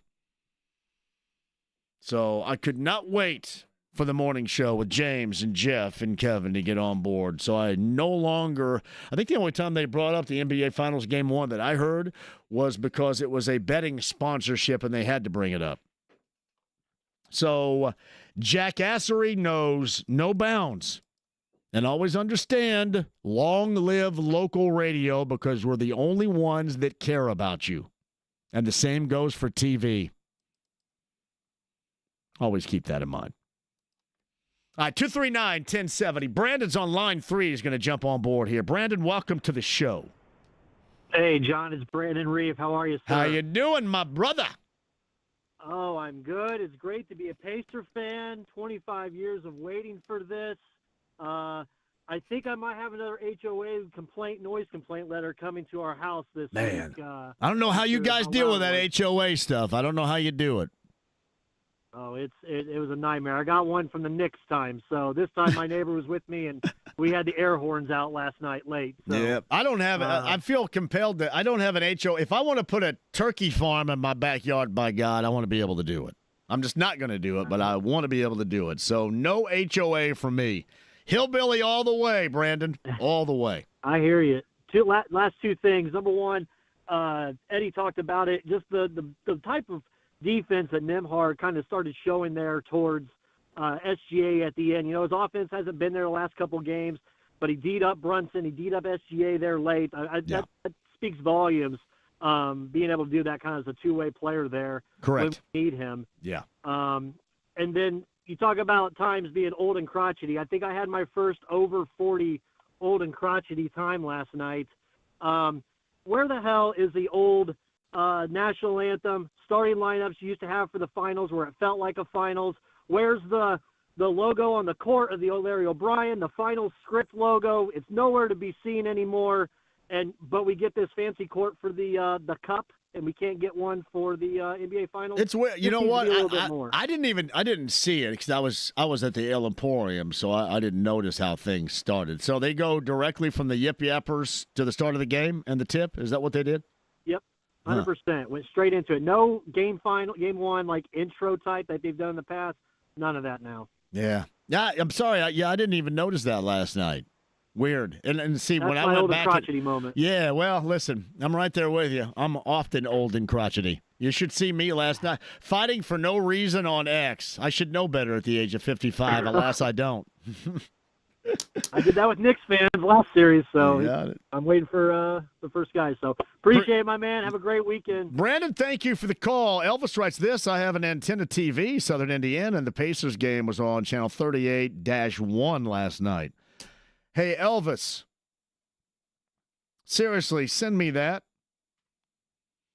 I don't know why my mom doesn't get ABC. Sometimes I wonder if she has ABC, but she is just simply unable to locate ABC. But I don't want to bring that up because then I'll get yelled at. Well, you don't know. I'm always going to be 15 in her eyes. I don't know anything. But send me a little bit more info on that. If there's a little bit, I see what you have right here, Elvis. Maybe that's enough. But, and listen, she's cool with listening on the radio to Mark and Eddie and to Pat. Thank you, Elvis. Corey Kinney says, I got a noise complaint in my hotel room in Toledo. Do they work around the barbed wire? Got another one last night in my room in South Bend. I'll gladly take it. Well done, Corey. Phones, Billy, line 4 with the check-in right now. Hello, Billy. Hey, man, what's going on, JMV? Billy's in the house. Caller, long-time listener. Love to hear that. Appreciate Go ahead, man. The floor is yours. All right.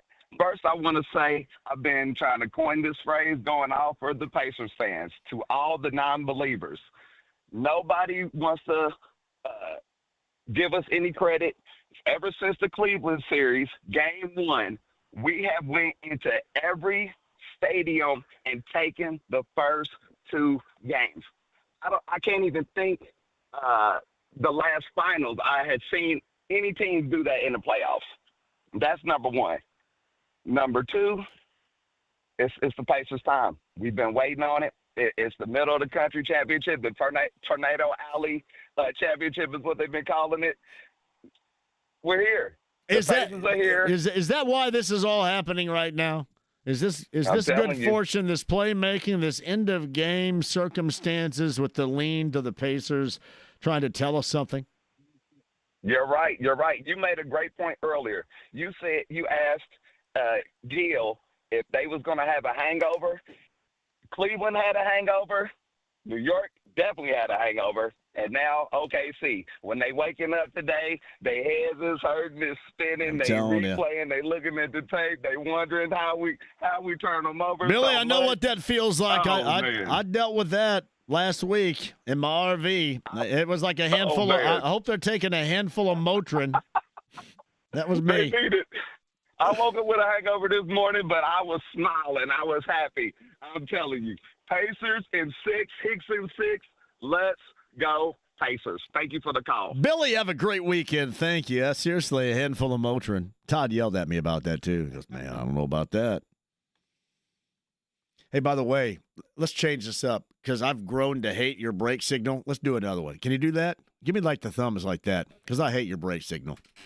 When I see it, I go, God dang it. You don't like the candy bar break thing? Is that what that is, the candy bar break? It's just I think I hate it. Break. Yeah. All right. Just give me this. All right. Give me the thumb. Give you the thumb? I think I'm going to go with the thumb from now on. All right. James works well with the host. Quick one, we'll come back. I got a Knox County guy that's going to check in. We dig that. More of your calls. And we'll double up with Tony East, Mark Kestisher, ESPN Radio nationally. I'm sure he's going to be thrilled with I just said about the morning show on ESPN nationally. We'll do that.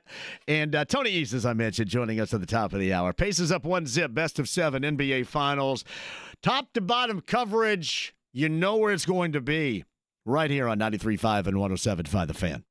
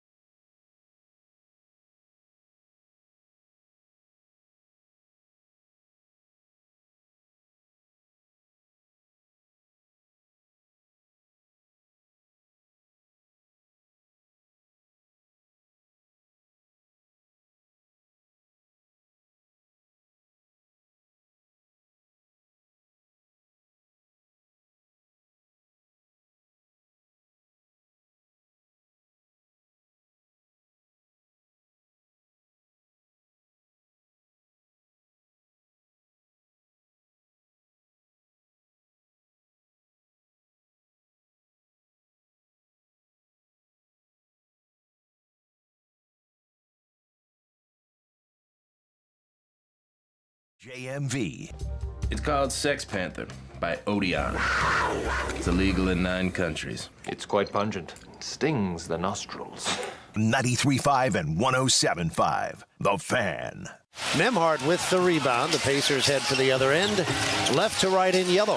Neesmith down the left side. Fumbled the dribble. Now controls it. Runs into a double team in the lane. And sends it out to Toppin, who finds his 5th three-point field goal of the night from the right edge. Neesmith got himself in big trouble in a crowd there. He wrestled the ball away, and Toppin again with the 3 ball. Down to within 7. Boyle and Gill, Pacers Radio. 7:30 coming up on Sunday evening. I'll get you there from 6 until 7:30. Tom's Watch Bar downtown. Who is going to join me? You better. 8 o'clock is that tip time for game number 2. The Pacers up a game, best of 7 NBA Finals after that scintillating stretch run win. With .3 remaining, the Pacers take the lead on the Tyrese Haliburton 18-footer. Clutch once again, and just an incredible comeback for a win where, well, the home team rarely, if ever, surrenders a win for the opposition. Impressive. Game 2 coming up on Sunday.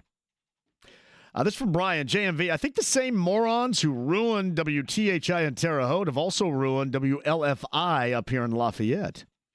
The weather segment is essentially watching the Weather Channel. And little to no local news. Enjoying the show today? That's from Brian. Yeah, it's jackassery. And that's where a lot of TV is going. Hey, listen, you guys got to put your foot down here. Put your foot down. I mean, you don't like what they're doing to you, hit them where it hurts. That's in the checkbook. Because that's the reason why they're utilizing you to do this anyway. Especially you advertisers out there that can swing a hammer on that. This is ridiculous. Can't get a damn thing going with that. So, yeah, I feel you. I don't have to deal with that. But TV most of the time is so stinking whacked out right now. It's crazy trying to get what you want. And, one thing's offered, the other thing isn't. I've said this before. I go with where I know I am going to get the Pacers, collegiately what I need to watch, and that crap hole team that I watch in baseball. And I'm fine otherwise. Everything else just kind of falls into place. I pay an incredible amount, and it's stupid, but that's what I prioritize. Dustin writes this, Knox County guy here, but willing to help an Eastern Green T-Bird. The game would have been on WAWV 38, which is Nexstar. Agreed. AMG is a bad joke. Go Alice. And she's supposed to get that, but she doesn't. And they told her where she is in Owensburg in Greene County is because of her zip code, and it is not offered to her. But yeah, Dustin, I know exactly the station you're talking about.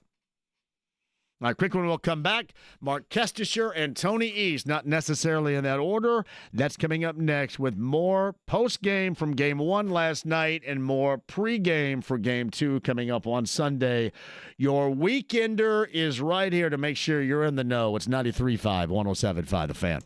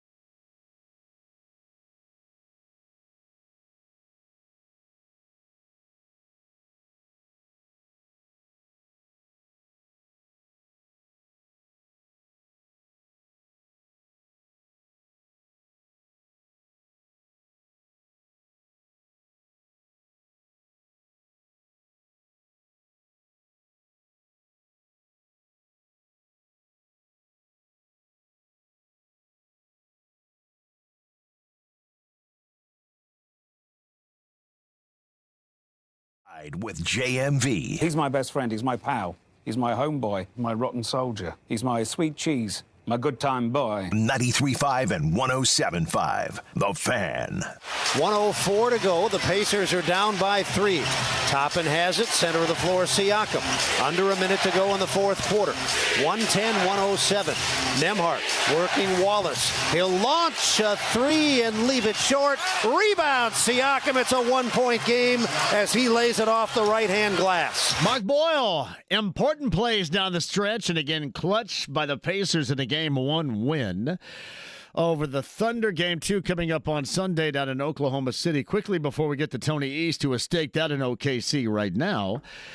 Shout out to those in line or have been in line at Gray Brothers Cafeteria in Mooresville off of State Road 67 that is calling it a career.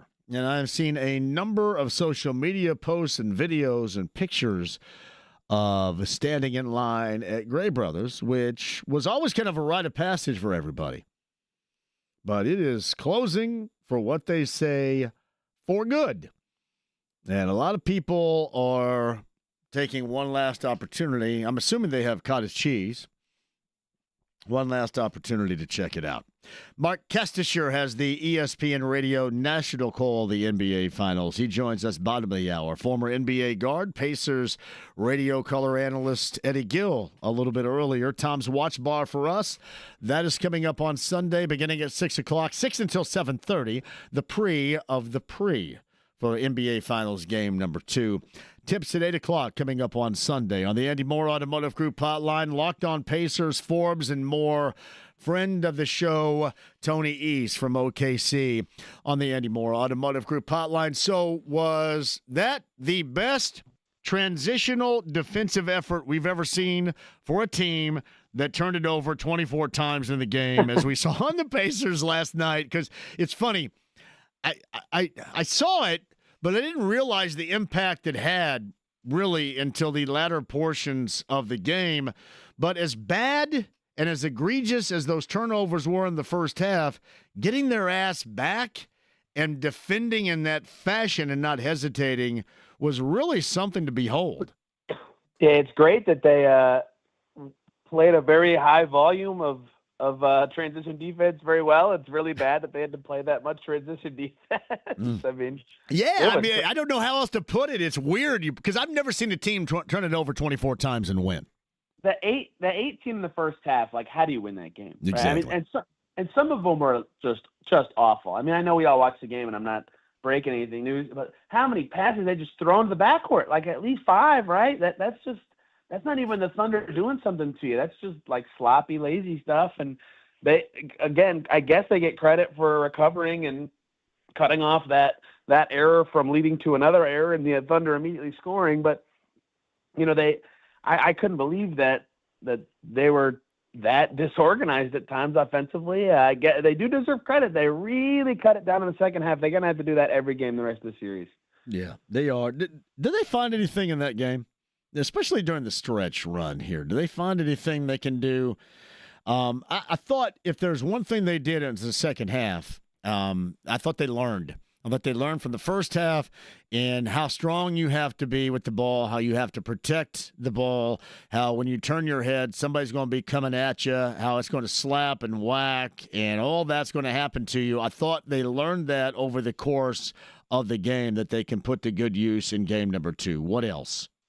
Yeah, I thought, honestly, Tyrese Haliburton said it best after the game. They just kind of settled in. And I don't even mean that to say that they were, like, so jittery or crazy or frenetic when the game started. Like, they weren't, you know, looking like the stage was too big for them or anything. I do think, though, everybody gets out there at one point and goes, oh, geez, like, it's the finals. You know, there's, like, cameras everywhere. There's stuff going on. And they need to make it look more like the finals. There's not enough going on the court. But, you know, they all had a moment where they realized that, and they didn't really settle in. Like, they were playing kind of crazy. They were throwing the ball over the place. They, outside of Siakam being an adult and scoring on small players, they weren't getting into some of their offensive stuff that they normally like. They were hitting threes. Like, that helped them stay in it. But I just feel like throughout the game they got a little more and more comfortable with where their shots are going to come from against OKC or where their defensive strengths were. And they got quicker with, like, the adjustments to lineups. Like, a big part of the comeback was Rick Carlisle not being afraid. The second the Thunder goes small, he takes Miles Turner out of the game. Obi Toppin comes in there, and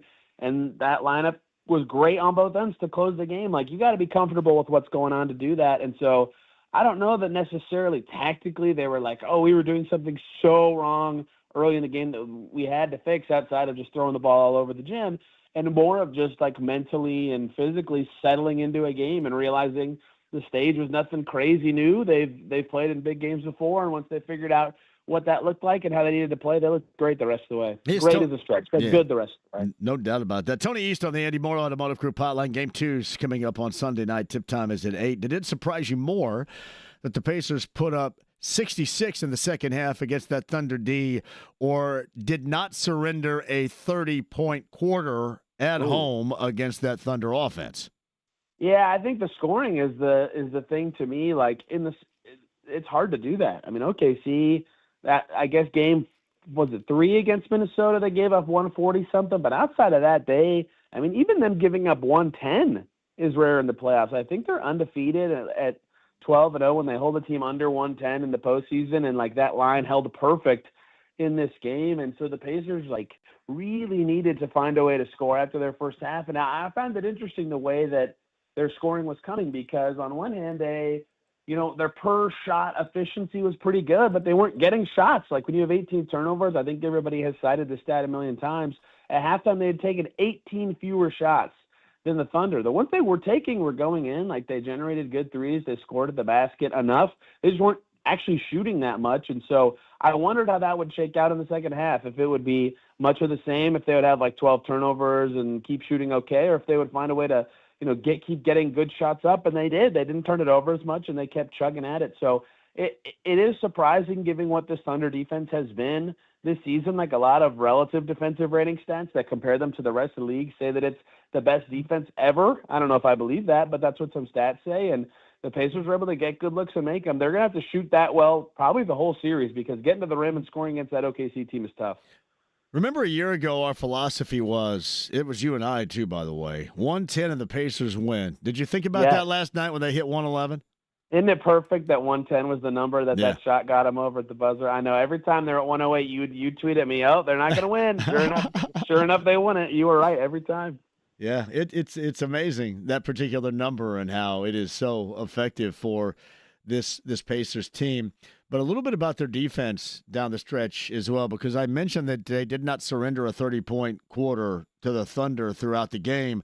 But I guess if you want to call it a defensive masterpiece, 25 they gave up when it was winning time in the fourth. What was the difference there? Was it more about their defensive presence, or just the lack of shot-making ability? Did you see some tired legs in the Thunder? What was your assessment? Yeah, you could kind of pull together a lot of stuff that they've done throughout the playoffs, like the wear-down effect thing that everybody's talked about. There's something to it, right? There's something to it. These fourth quarters keep happening. There has to be a reason for it. I think that's part of it. I think something that, I don't know if it's like intentionally great or if it's just something that kind of happens, but this happened with Donovan Mitchell and the Cavs too, and a little bit with Brunson and the Knicks. Like, the guy specifically that I just said, in the Cavs case Mitchell, in the Knicks case Brunson, really gets going and can get his shots going. But that kind of player that, when they're not a distributor, the other guys on the team aren't touching the ball that much. They're not in rhythm. Their shots aren't as good.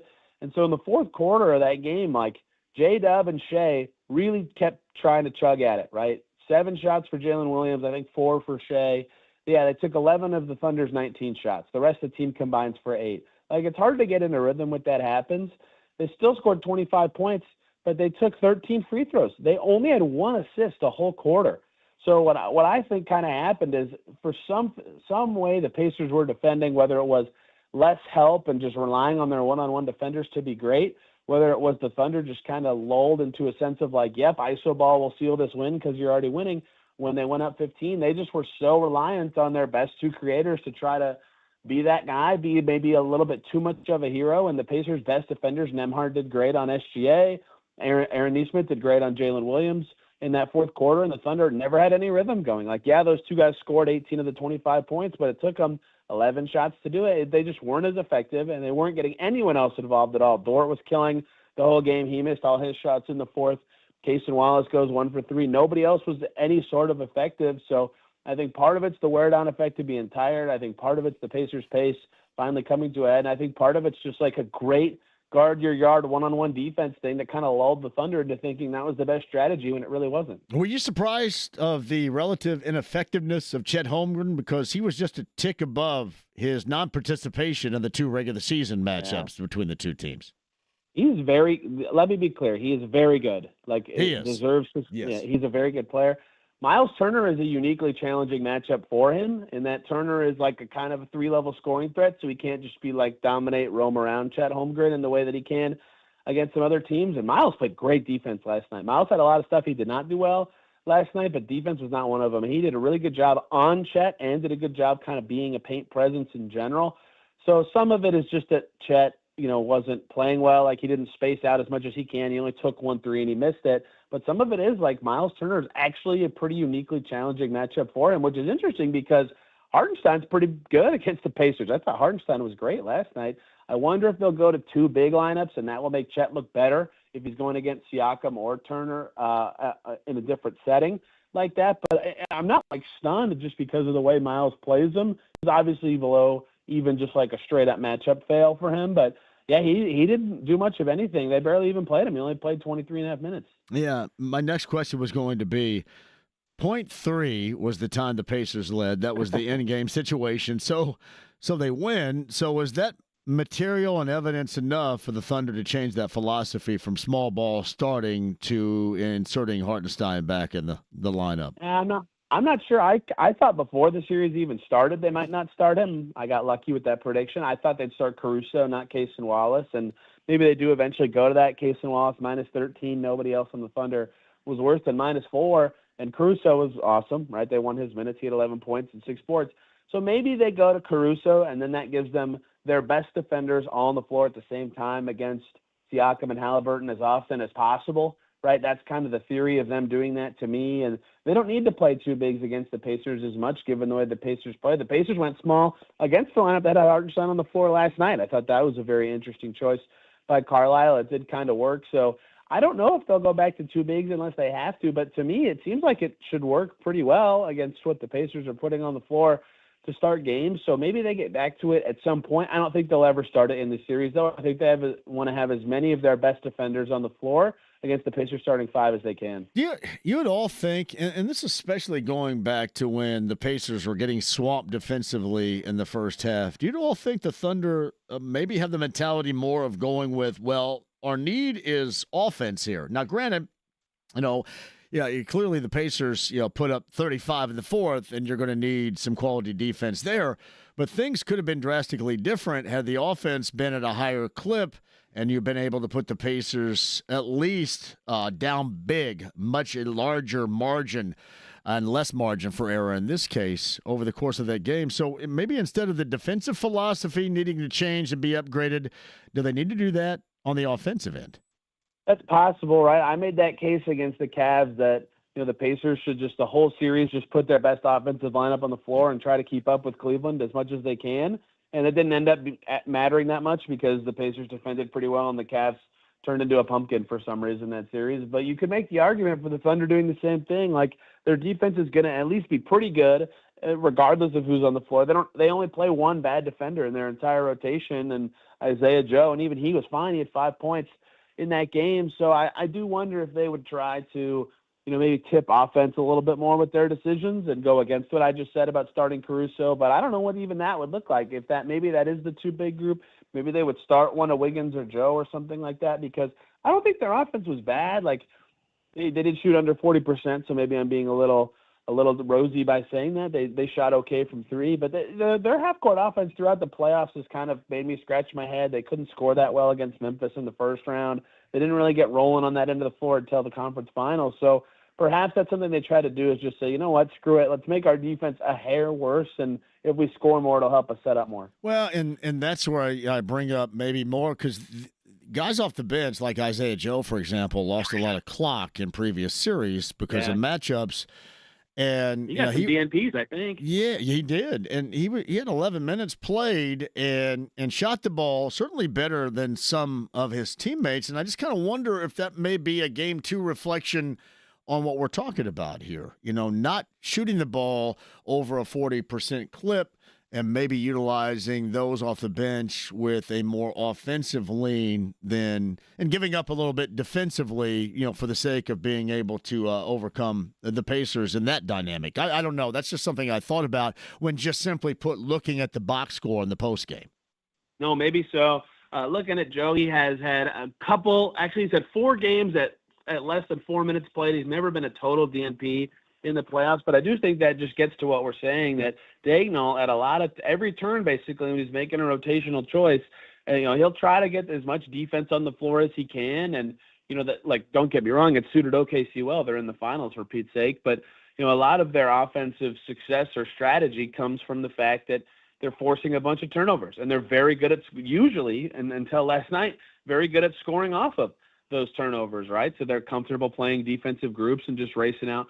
When the Pacers figured out how to take care of the ball and adjusted to all their problems, that strategy didn't work as well. So it kind of is 2 things. It's kind of the Thunder figuring out, do they need to tip more offense to favor their half court? And it's also, if they could just score better in the open floor after these steals, we wouldn't even be having this conversation. So Tony East locked on Pacers, Forbes, and more in Oklahoma City Game 2 in the NBA Finals. Pacers up a game best of 7 against OKC from Oklahoma City coming up at 8 o'clock. That is on Sunday. Tom's watch bar for me beginning at 6. Pacer pregame starts at 7:30. All right. Gilgeous-Alexander's the MVP, and certainly he showed that offensively. But did the Pacers carve out a pathway, especially late game situationally, making him work defensively can help you out against him defensively? Did we see that? I think so. I mean, I wondered that before the series, because in the regular season, SGA guarded Andrew Nembhard in both games against the Pacers, and lo and behold, Nembhard had a pretty good game in both games against the Thunder for the Pacers this year. And you go back and look at those, he's kind of able to wiggle into the lane. Look at the fourth quarter of this game. Who's guarding Andrew Nembhard? Shai Gilgeous-Alexander. Who are the Pacers running the ball through a lot? Andrew Nembhard, right? Like, that's just what they wanted to do in those moments. I don't think he's a bad defender, like, especially for a star-level scorer. SGA is a pretty good defender compared to a lot of those guards who have been star-level scorers, but he's not very big. He's not, like, the most physically imposing guy like the rest of those Thunder defenders are. So that's kind of the point that you attack if you're another team, just to try to initiate something, force a defense to react and rotate. And I think the Pacers did a pretty good job of that. And so, one, you're actually creating an avenue to lead to the rest of your offense having success, right? Whether that's a switch, when Casey Wallace gets on Pascal Siakam, the Pacers get 2 layups in the first 5 minutes of the game, or whether that's a rotation somewhere else to lead to these open threes, and the Thunder gave up a bunch of open threes. The Pacers were knocking those down like crazy last night, right? I think that's a weak point that they keep attacking. The other part of it is it makes it harder for him to have energy for offense, and I don't know how much that affected him missing some of those shots he took late in the fourth quarter, but it's not 0. It's more than 0, right? So I think as long as they like who he's on, he's going to be involved defensively. I think you see it all the time. When Aaron Nesmith's being guarded by him, you'll see Aaron Nesmith run around a bunch and set some screens. It's what the Pacers have done a lot, and it's what they're going to keep doing. All right, Tony East with us. Because it's Tornado Alley where you are right now in Oklahoma City. We don't jest about that too much, but I'll give you a description of an analogy right here. Game number 2 at the beginning for OKC. Is it going to be kind of like a windmill and a tornado? That's possible, yes. I mean, I'm always so intrigued by, I don't know if you think about this like a ton, but how these teams respond to these demoralizing losses, right. I think I view them differently. Like, everybody else thinks that maybe their soul was crushed or their heart was taken. I look at them as being mentally stronger than that. How about you? Yeah, I do too. And we've seen both sides of it in this playoffs, right? Because I thought the Knicks had the most demoralizing possible loss, right, in game 1. And they came out in game 2 and were a little flat and like, dang, The Cavs got their heart ripped out in game 2, and they were awesome in game 3. They came out, like you're saying, like that tornado. They were a buzzsaw. That was probably the best game anyone's played against the Pacers this entire playoffs, was that game 3 in Indy, maybe the Knicks in game 5. So how they respond to something like that is always very revealing, right? You played better for 47.9 minutes. Like, if you do the same thing you just did for 0.1 more minutes, you'll win. How do you come out mentally? Are you ready to do that? Are you shaken up because something about the Pacers means that even if you play better for 47 minutes, you still might lose. Like, it's always very telling how teams reply to that, and sometimes it's desperation. Like, I thought the Thunder came out in twister mode to start the game in game one, honestly. There was that loose ball. Pascal Siakam was chasing near half court. 3 Thunder defenders are diving all over it around him. He's got to scramble for it. Like, they're just crazy. They're to this buzzsaw. I imagine, like you, that they're going to be everywhere to open game 2. It's got to be so hard to respond to a game like that, but it's the finals. Like, you have to somehow find a way to do it, even if it was a crushing way to start the series. Were you like me last night and considered the Pacers got a beneficial whistle on the road, considering the amount of times, especially SGA, went to the free throw line? Yeah, it was. Or was it about them playing within defensively the realm of the rules here? Was it more about them than it was about the whistle? Yes, that's what I think it was. And like the OKC pushes the boundaries of like reach-ins so much, like I'm not even saying they foul. They're just very handsy on defense in a way that gets their arms in a lot of plays. It's how they get a lot of their turnovers. And I honestly think that leads to physicality being allowed on the other end with them just a little bit, because so many guys would be like, you're not calling that on that end, for a full game. It would just be exhausting and whistle-filled and boring for the product. And I think the Thunder are willing to live with that because they get 10,000 steals every game. But then you lead to what you saw last night, where there's moments where you're like, oh, maybe that was nice for the Pacers. So Tony East on the Andy Moore Automotive Group hotline. So this late game stuff with Tyrese Haliburton has become really subject matter of legendary status. I'm sure you probably cobbled together some thoughts about it over the course of this postseason. What is, at least as of right now, with still season to go, your conclusion to this point? Yeah, I mean, he's just one of the best clutch guys ever, right? I mean, it's hard to say he's not the way he's been playing. Like, there's some stats about shots in the last 30 seconds to tie or take the lead, or clutch value added in a playoffs or whatever, and he's like first in all of these. Like, he's approaching Reggie Miller's entire career of playoff shots like that, like this playoffs. To speak even beyond stats or like any specific thing about Tyrese Haliburton, I don't know how you feel about this, JMV, but like when Obi Toppin handed him the ball with 6 seconds to go, I literally thought, oh, he's gonna score, right? Like he set that expectation now, and I'm not thinking, how's he going to get to his spot? What's about to happen? Like, you just know. Yeah, I thought Wallace helped dictate that, too, because Wallace was trying to keep him out of the lane. He let him go right. And he let him go to his strong hand and get into that comfortable 18-footer. And he looked off Caruso, who was starting to slide over defensively, too. Yeah, that was in a scrambly moment. Yes. Really well done from the Pacers. One, because Haliburton likes to go right and then fade right, which is not always what guys like to do. Like, sometimes like to get back to the middle, but he likes that shot. The other guy who gets credit is Pascal Siakam's on the baseline over there. Yeah. And so Caruso wants to run up at Haliburton, but Siakam cuts to the rim. So if he had run up, Siakam has a wide open layup with 2 seconds to go. You can't let that happen either. That's why you see Lou Dort run off of Toppin, and Toppin's wide open. But all these guys are in like the perfect spot and in perfect sync to just let him get to his right and cook. And poor Cason Wallace just couldn't stop him from doing it. Everybody says you don't let Tyrese Haliburton go right. That's why. But it's a clutch Tyrese Haliburton shot. It's going to go in. We've seen it a million times. It is amazing, too, because early in the game you saw where the Thunder defense was in close proximity, and I thought that in-game play was all about the Pacers over and over again practicing offensively, spacing off the break. They were spaced and responded perfectly in that particular moment. You just couldn't ask for better execution. No, and in the game that it was hard to have that kind of stuff. I mean, the Thunder cut off the paint better than anybody in the league, and they apply that pressure to ball handlers when they turn the corner. The Pacers had 34 points in the paint and however many turnovers. Like, to finally have the perfect level of synergy to get a shot you like against that defense said a lot about the Pacers' execution late in that game. That was the greatest transition defense in a 24-turnover game that we have ever witnessed in our lives.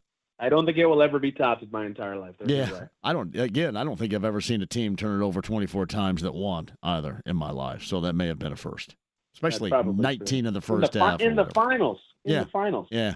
Yeah, just look as completely discombobulated as possible. It is incredible. All right. Have a great weekend at OKC, and we'll get a report back from you when you return. A couple of different times, games 3 and game 4. I'll be downtown, so please, the pub or pivot at the Hyatt House, slide by, because I know what you look like now, so I'll recognize you. Yes. The great Hyatt House. My favorite place to pretend to be a customer and work at their business center. Don't tell anyone. Join me. We'll have a blast, I promise. You got it. All right. Thanks, Tony. You got it. See you guys. It's Tony East, Locked On Pacers, Forbes, and more. Mark Kestisher, the ESPN radio play-by-play voice of the NBA Finals. He joins us coming up next. We got dispatch tickets to give away, too, and the Harrah's Hoosier Park Race of the Day. Do not go anywhere. 93.5, 107.5 The Fan.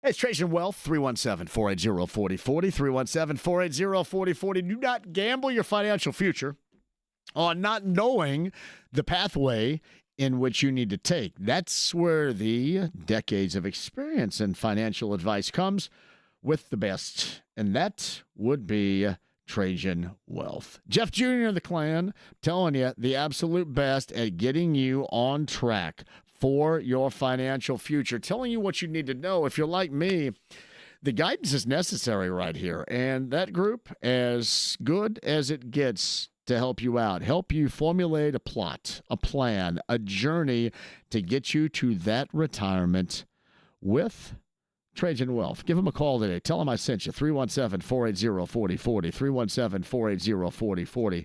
TrajanWealth.com. Advisory services offered through Trajan Wealth LLC, an SEC registered investment advisor, paid advertisement.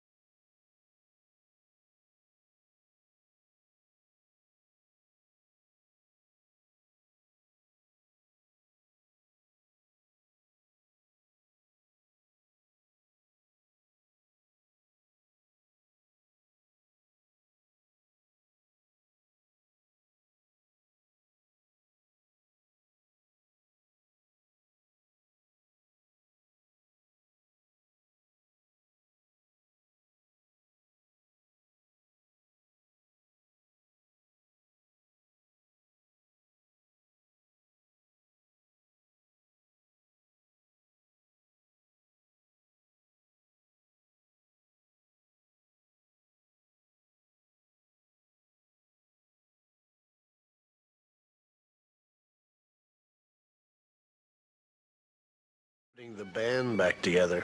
Forget it. No way. We're on a mission from God. 93.5 and 107.5. The Fan. It is rebounded by Indiana. 8 seconds on the clock. They're down 1. They have timeouts, but they're going to play it. Here's Haliburton driving, lifting, shot up, good! With 0.3 of a second to go. Haliburton does it again. How does he do it? Tyrese Haliburton with another shot to bring Indiana from way back. They've got the lead here in game 1. That is Mark Kestisher's voice right there. ESPN Radio, the national call. As heard last night in game number 1, the Pacers 111-110 win over OKC. Game 2, and Mark's going to be a call on that again coming up in OKC on Sunday night. Tip time, 8 o'clock. Coverage begins, by the way, here on The Fan at 7:30. I'll bring you to that live from Tom's Watch Bar downtown. But joining us now on the Andy Moore Automotive Group hotline, the aforementioned Mark Kestisher joins us, the play-by-play voice of the finals on ESPN Radio. Sounded really good, my brother, last night. Well done.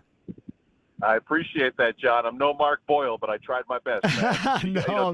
Tyrese Haliburton gave us a nice painting, portrait to paint, so we did the best we could. How much had you had the Pacers in game calls up to last night during the season? I'm glad you asked that question because we had the LeBron James tip-in March in Indianapolis. That was the only regular season game that I had. I don't think you guys were in the Las Vegas in-season tournament this year. But it's a long way to say that Indiana never came up on my game schedule during the playoffs. All these great games I watched from Milwaukee and Cleveland and New York were either on my couch at home or in a hotel, on the road, or in a restaurant. And I just kept cursing whoever the other ESPN radio crew was that kept getting the Pacers games because it looked like so much fun. So we got a little taste of it last night. Yeah. So honestly, though, you're going through the first half, and it's just a fountain of turning over the basketball. 19 first half turnovers. Did you at all think that this could be charting a path down the stretch to get the opportunity to have that call last night? Because it didn't seem like it was shaping up that way in half number 1.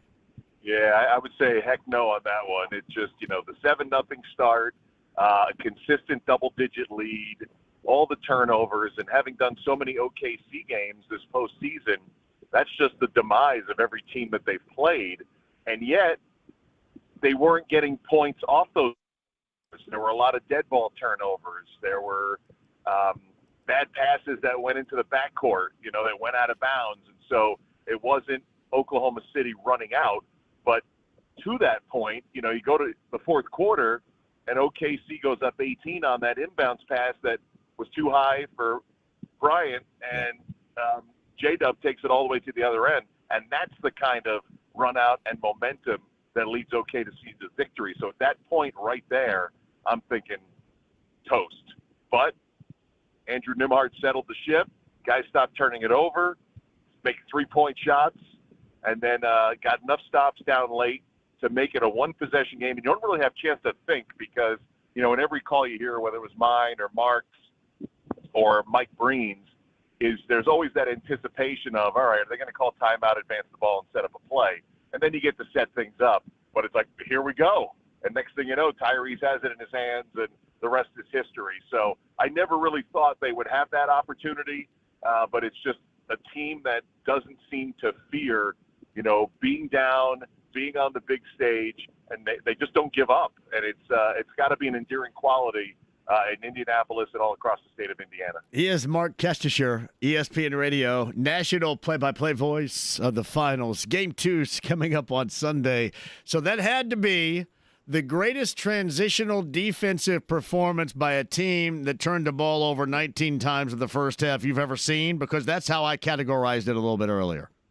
Oh, you'll never see a box score like that again. I mean, just try to figure out, having not watched the game and just read a box score. Right. You've watched enough basketball or, grew up in, I'm a dinosaur, so grew up with newspapers and, the Agate box scores. And you just look at some of those categories that you normally look at, and there's no way they can win a game like that. So, yes, it's that's an interesting way to live. But the good news is you come out of there with a win.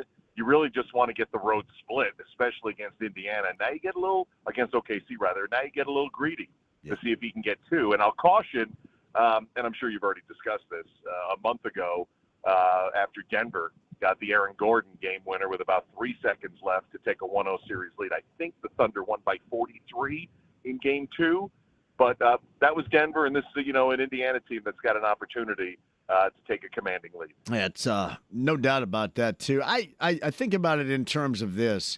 There's a lot of lead up and a lot of breakdown, a lot of conversation. Did it at all sideswipe you guys that OKC decided to go with a little small ball starting lineup and lean away and have Hartenstein come off the bench? And, he was really effective. You kind of wonder if that's going to be yet another adjustment back to what had been somewhat the norm. Did that at all surprise you at the start of the game? It did. I mean, I understood what Mark Daigneault was considering, based on he's going to go up against a team, that's going to be a little smaller, that's going to have a lot of pace, and maybe he felt, Hartenstein, it was better off to bring him off the bench. But I was just surprised that when you have 180 of your first 98 games, that you make an adjustment to somebody else. And I don't know, maybe they had a week off, so maybe that this was something that was discussed and thought out, and it just didn't work out for whatever reason. Indiana, tried to help them out where it really wouldn't have mattered. But I was a little surprised that they went away from their bread and butter. It almost felt like they overthought it a little bit. Now, today's a complete off day, as you know. So tomorrow, I'm sure that question will be answered. We get to huddle with both coaches, and Daigneault's been very open with us, with the amount of games we've called for OKC this year. So it'll be interesting to get inside the mindset. I don't know if he'll give away a change to go back to their traditional lineup. And of course, Chet Holmgren, really wasn't a factor yesterday at all. So, if they go with that double big lineup, there's no guarantee that it's, going to put them in a position of strength. But to answer your question, yeah, I was a little surprised. I think there was a little bit of a surprise all the way down press row when you saw that lineup about 30 minutes before game time. He is Mark Kestisher of ESPN Radio, the play-by-play voice. The national coverage of the NBA Finals Game 2 is coming up on Sunday. I'm assuming you've long time been staked out in Connecticut. Were you at all aware of the growing legend? And I know this is really early stages because he was a team manager from Jim Calhoun, I think George Blaney as well, while he was at UConn, and then I think had some time at Holy Cross. It ended up with Billy Donovan with Florida. But were you at all aware of the legend that was near you that Mark Daigneault was transitioning into at the early stages of his career? That would be a Blutarski 0.0. I remember the first time I had heard of him was with the Oklahoma City Blue. Because every once in a while, I would get a G League assignment or whatever, and just the last name, I was like, my wife's French Canadian, so I'm always like, is this like Daigneault? How do we pronounce this thing? And it was, it was just a curiosity. And then he ends up in Oklahoma City, and his first year there was right after the bubble, so we're still in protocol. And I thought I'm never coming back to Oklahoma City again. When Sam Presti ripped it down to the studs, I was like, I'm never going to that city anymore. And then they rebuild, they draft well, and next thing you know, they're on our radar a couple of years ago, the national radar. And the first time I met him, I actually had to ask him, how do you pronounce your name? Because I always wondered it.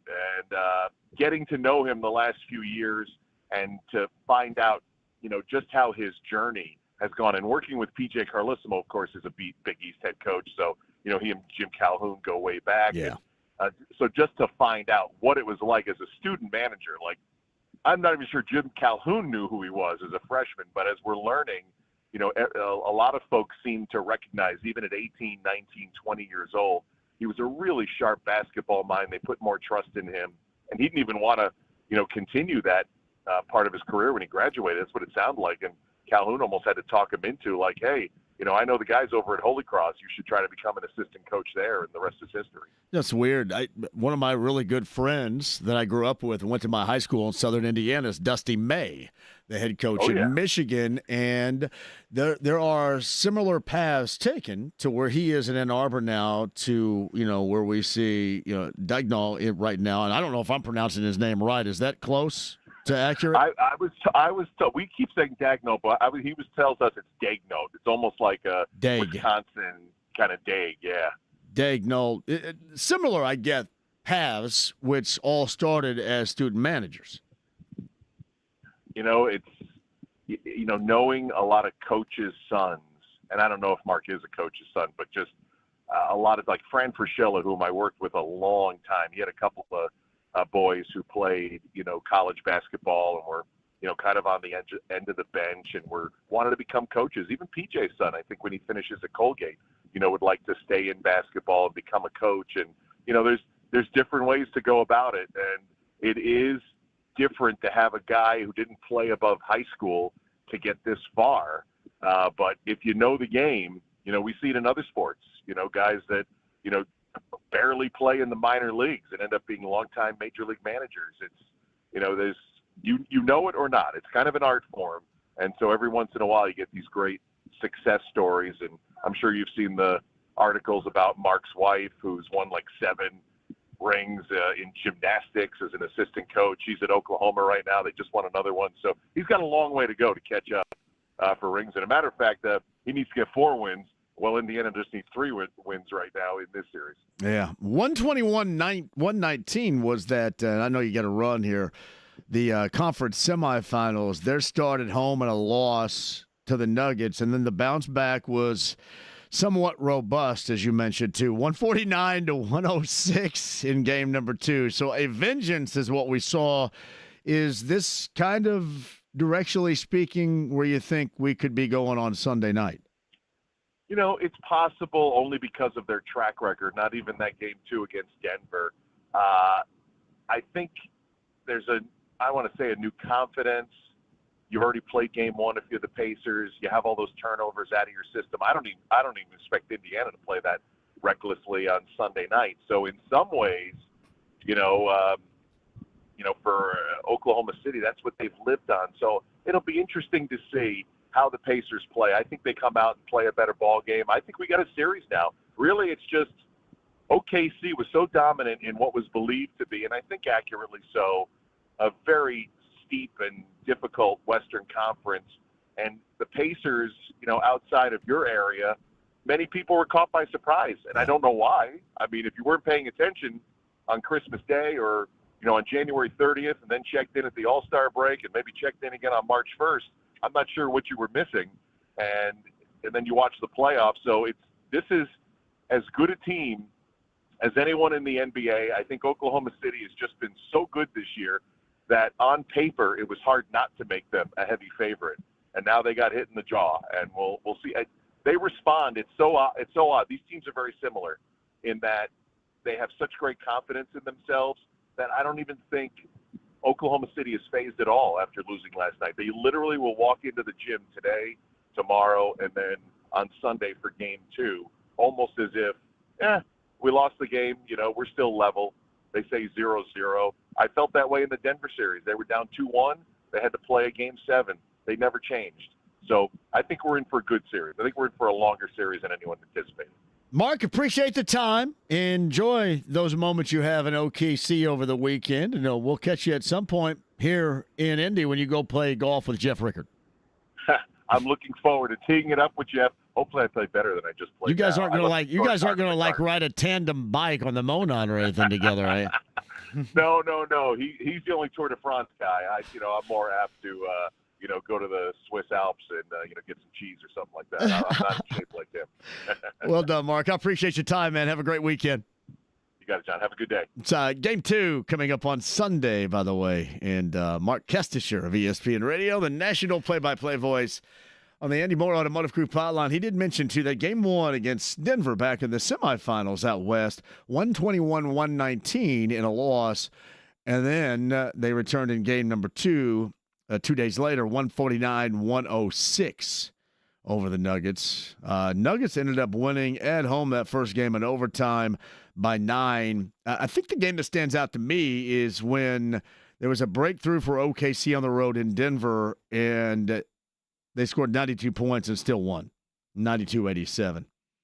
Now, we'll get back to that and more coming up in a minute, but right now, somebody's going to go 50-50 betting and dining. Final time this week, and we love doing it with you, the Harrah's Hoosier Park Race of the Day.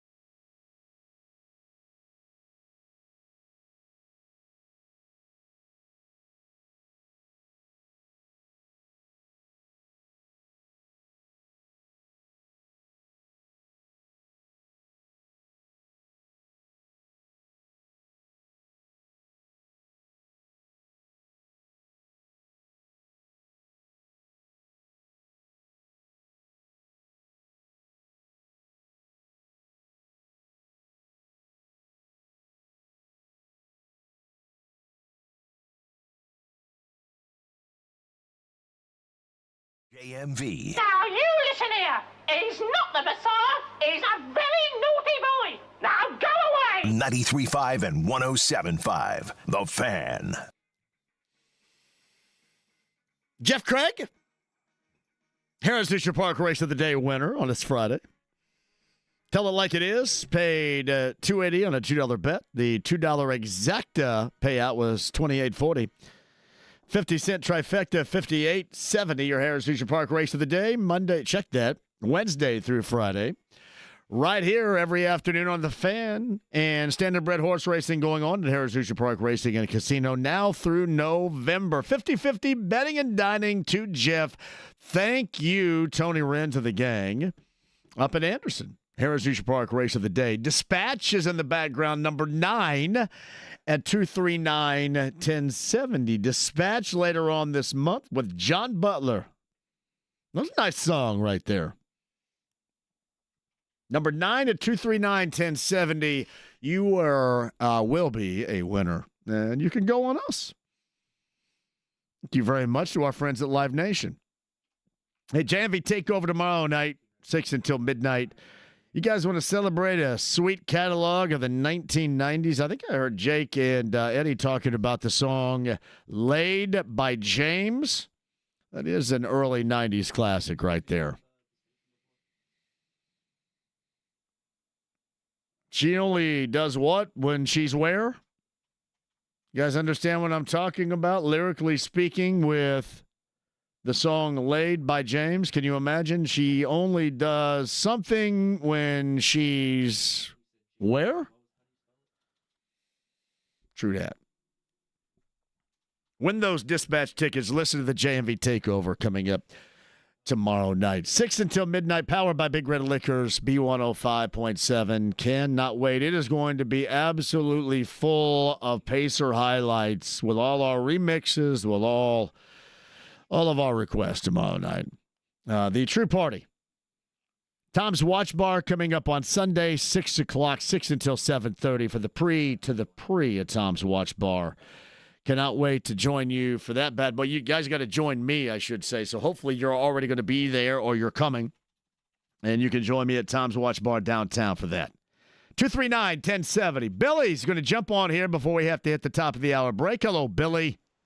Yeah, looking forward to being at Tom's Watch Bar on Sunday. The analogy about how OKC bounced back against Denver, well, Denver's a half-court team. They're not a fast team like the Pacers. And they walk it up the court, they throw it into Jokic, and then try to get Jokic to make a play or make a great pass or whatnot. And that's so it's a totally different scenario. I think the Thunder are playing not to lose as opposed to playing to win. And from everything I've heard from listening to sports on radio or watching it on TV, that seems to be a big contributing factor. And why I was shocked they didn't double team Haliburton as soon as he got the ball. I thought that they would certainly try to do that and get the ball out of his hands, but they just kind of gift wrapped it and gave it to him. And the defender for OKC thought that he was going to drive to the basket like he did against Giannis or like he did against the Knicks, where he ended up going back out to the three-point line and getting the big bounce. They were scouting him as if he was going to drive, and he just fooled them. His game is too complete. My man, I cannot wait to see you on Sunday. You're going to be there, right? We'll be there. Billy, thank you. Great to see you yesterday, too, as we were up in Fishers, just near Geist at the Ale Emporium. Tom's Watch Bar downtown Sunday. All right, let's reset. I'll come back just a little bit coming up here after 6. We'll re-rack Eddie Gill as well from earlier in the show and get you to Colts' last word coming up a little bit later on. Don't go anywhere. 93.5, 107.5 The Fan.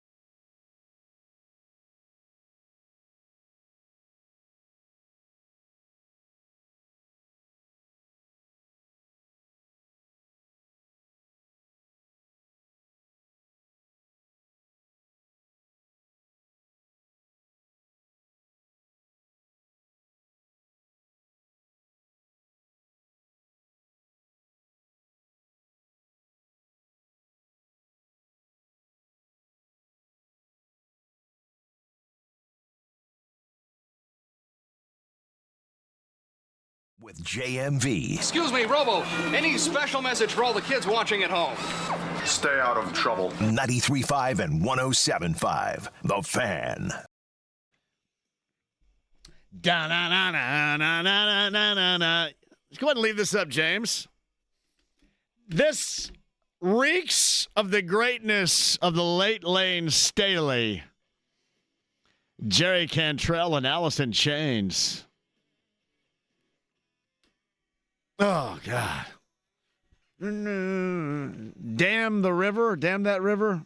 Oh, God. Da-na-na-na. Nothing but the 90s tomorrow night. JMV Takeover. Hell, I'm going to have to play that. What a badass sound that is right there. Hey, speaking of which, our good friend Josh Chalfant of Danville, Indiana, is profiled with Rich Nye of Channel 13 WTHR with his song Yes Sirs, the summer song of 2025. Now, really nice piece, as normally fantastically done by Rich. And that is indeed our friend Josh Chalfant. And hopefully a couple of things can occur. One is that Josh could join us at one of the two shows coming up next week when the series, the finals, back at the Fieldhouse for games 3 and 4. As of right now, I am going with Tommy S. to game 4. As for game 3, nothing yet, but we shall see.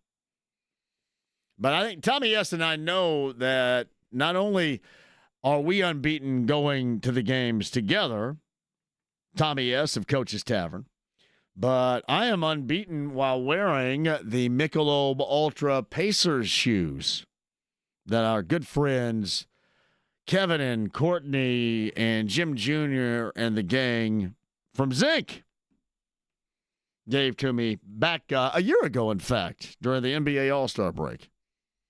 Those shoes are unbeaten. Tommy S. and I are unbeaten, and these shoes are unbeaten. Well done.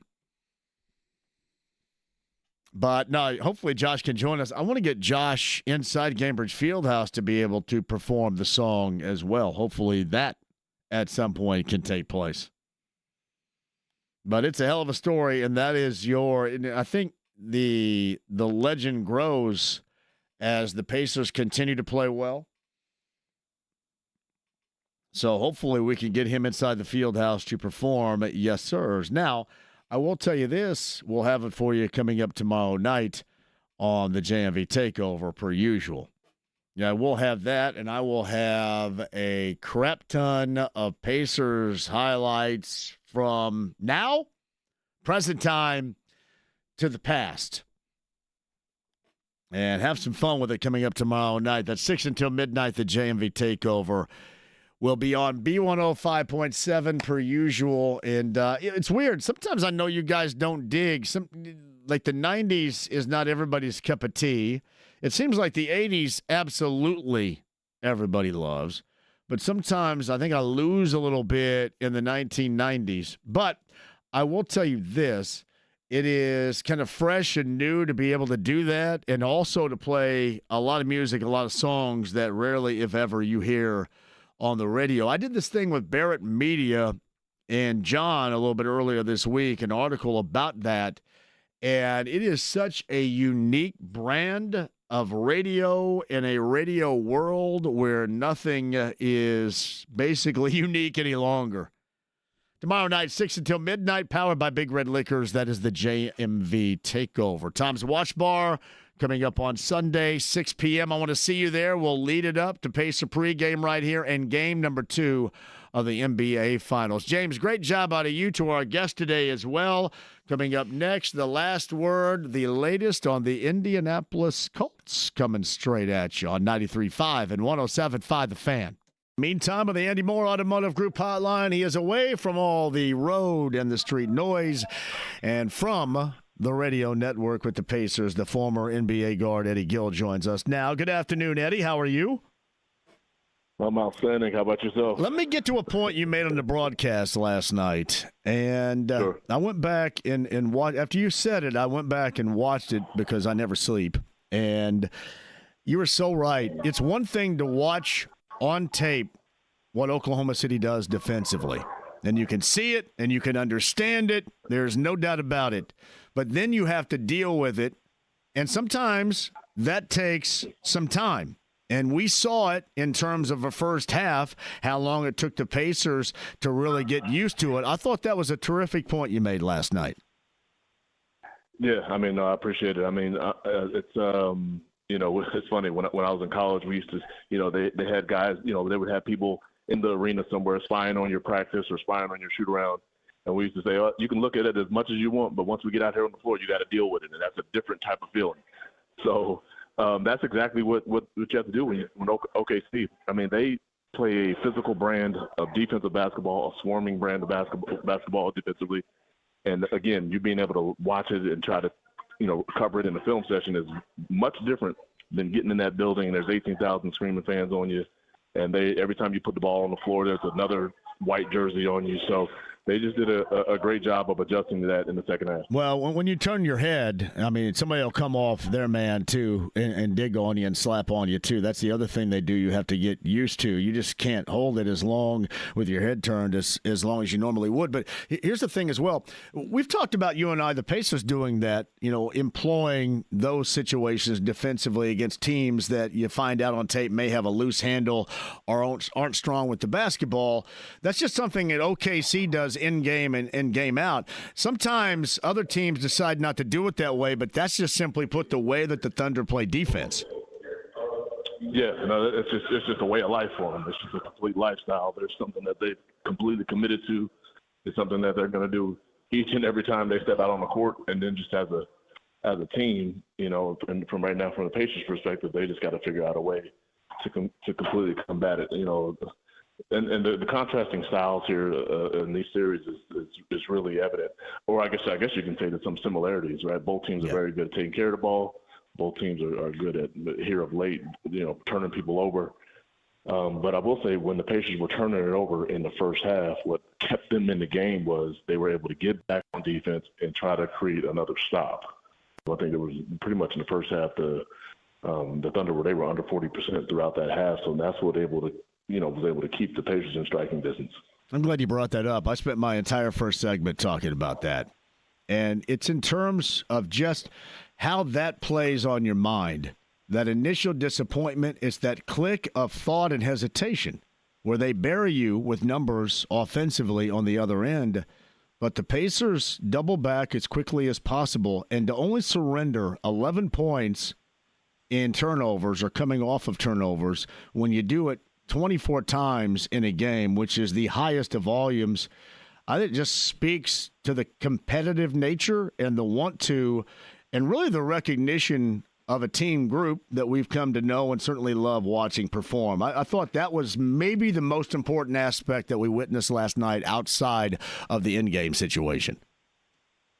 Yeah, it's the resiliency of this team that I've been so impressed with, and the speed in which they were able to get it done. You think, there were times where last season, early on in the season, that if they didn't put 120 on the board, they were going to get beat by 20. And the speed in which they've been able to correct that, I truly believe Pascal Siakam coming in last season with the trade, it really was a difference maker, a major difference maker. And then obviously with Andrew Nembhard and Aaron Nesmith and Ben Shepherd, what these guys are doing defensively, Miles Turner protecting the rim. They've just got an incredible collection of guys that are really right now working on great chemistry. So when they have these moments like they did last night where they're not able to score and they're shocked by the aggressiveness of that team and how good they are defensively, they're able to just hang in because they're taking the defensive end of the floor seriously. It's Eddie Gill, Pacers Radio, coming at you. Game number 2 follows me at Tom's Watch Bar downtown, beginning at 6 o'clock for me, and I'll lead in to Pacers Radio coming up before game number 2 in Oklahoma City of the NBA Finals. Eddie's on the Andy Moore Automotive Group hotline. Here's something else unique, and I think it was Scott Van Pelt that mentioned this after the game. He said he talked to somebody, I don't know who it was, one of the Pacer assistant coaches, and the coach said, we have now an extreme high level of problem solvers. And I thought that was right because most teams, when you get swamped like that in the first half, you probably don't learn anything that's evident until the next game after watching tape. This team learns how to perform better on the fly during the half and put it to good use in the second half. And I think that's an amazing quality of any team, but especially this one. Yeah, no, I think it's incredible. I mean, problem solvers, the world needs more of them. I mean, they do a tremendous job of making adjustments. And then also, just being able to stick with it from a mental state, because you can get really overwhelmed in that type of environment, on that stage against that team. 68 wins. They haven't lost a game to an Eastern Conference team in that building in over a year. They only lost one Eastern Conference game, or two Eastern Conference teams this season, and that was against Cleveland when they had that 2-game series early on in the season. But you can get overwhelmed from a mental standpoint, and you can just say, hey, we just fold the tent. We'll see you guys in game 2. You got this one. But that's not at all what this team is about. They continue to adjust. They continue to pivot and show their resiliency.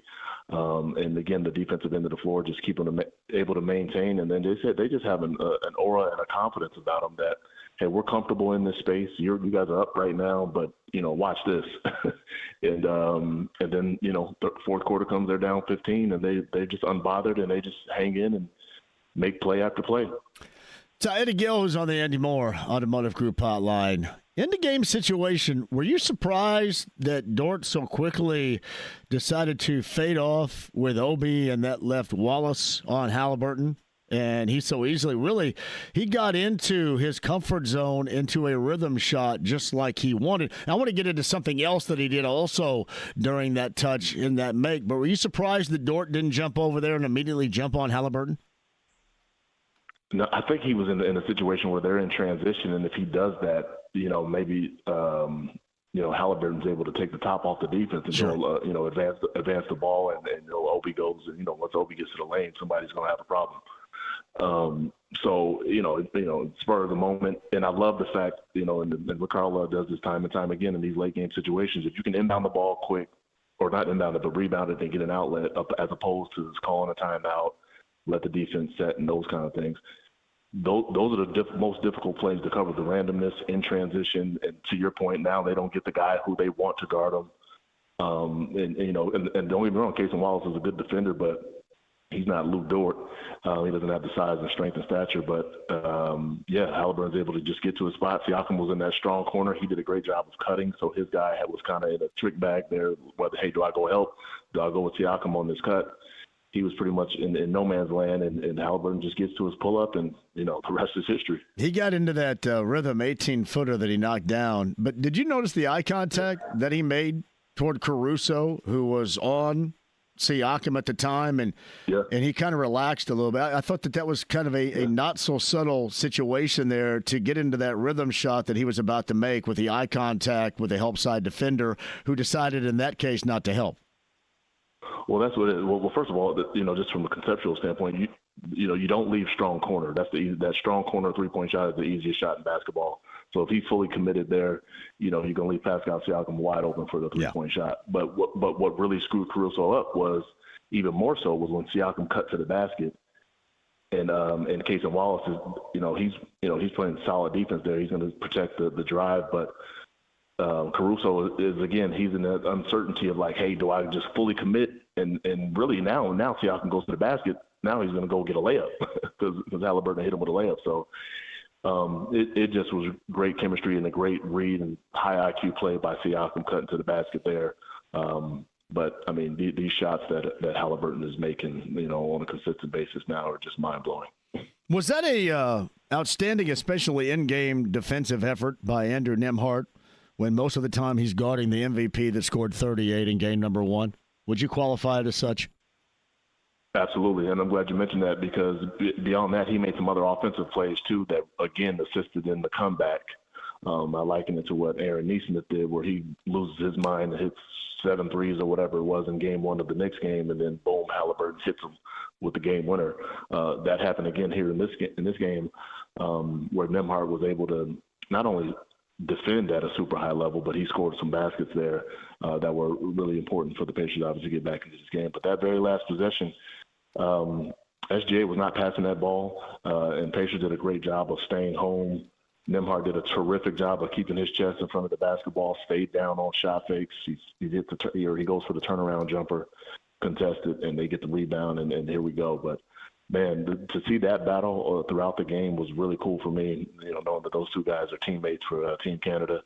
I'm sure they grew up battling against each other for quite some time, and to get that done, to get that stop from Nembhard, he's not going to get all the glory because he didn't hit the game winner like Haliburton, but, man, he deserves just as much credit. I thought that the officiating crew let there be more contact than you would normally see when somebody's matched up against SGA. Would you agree? Yeah, but I thought the Pacers did a good job of doing their work early. He did get loose a couple times later on in the game, and then there were some, you got into the penalties, so he ended up getting to the line I think 7 times. But man, going to the fourth quarter, I think he only got to the line 2 or 3 times or something like that. So this guy lives on the free throw line because of how good he is, and the way he's able to cut angles off. But the Pacers did a great job. I thought trying to do their work early, he's one of the best in terms of the mid-range contested shots. So even when he takes those shots and challenge them, more oftentimes than not, he's making them. But you just can't have him, live at the free throw line, shooting 15 free throws a game because he's plenty capable of doing that as well. Do we find out that maybe he's not so capable of much defensively speaking in late clutch game situations? Because it seemed like oftentimes he got matched up with somebody that knocked down a shot late. Yeah, I think there's some of that as well. I mean, you can't allow him to rest no matter what on the defensive end. You're talking about SGA, correct? Yes, I am. Yeah, it seemed like that there were oftentimes down the stretch where he got matched up with somebody that knocked down a shot in his grill. Yeah. That's just it. And I don't think he's a bad defender. I think he's a good defender also. But having said that, there's certain guys that you attack because they're bad on defense. There's other guys you attack because you just don't want them to rest on defense, right? You want to try to make that guy continue to work in some capacity because oftentimes they're going to try to put him on somebody who's not, quote unquote, as much of a threat or is as much of a influential in terms of the offense. But with all the switching that they do, you can find him, and then also they have this pretty much all guard lineup out there, and then Daigneault makes an adjustment before the series even starts with the starting lineup. That's a whole nother topic. But yeah, well, we're going to get to that in just a second. Yeah. That's on the list. Yeah, for sure. But yeah, if you got to put SGA in actions and make him guard because obviously they're switching primarily throughout the entire game, so he's got to stay in action so he's not resting on defense. So Eddie Gill joins us on the Andy Moore Automotive Group hotline. Pacers Radio, former NBA guard. All right, so the adjustment was made in the starting lineup. They go small. So I'd ask you this. Is there enough evidence with 0.3 of a lead and a loss in game 1 to go back bigger? And is there any influence of the fact that really Chet Holmgren was non-existent, about as non-existent as he was in the 2 regular season games where he did not participate last night? Yeah, I mean, I think they have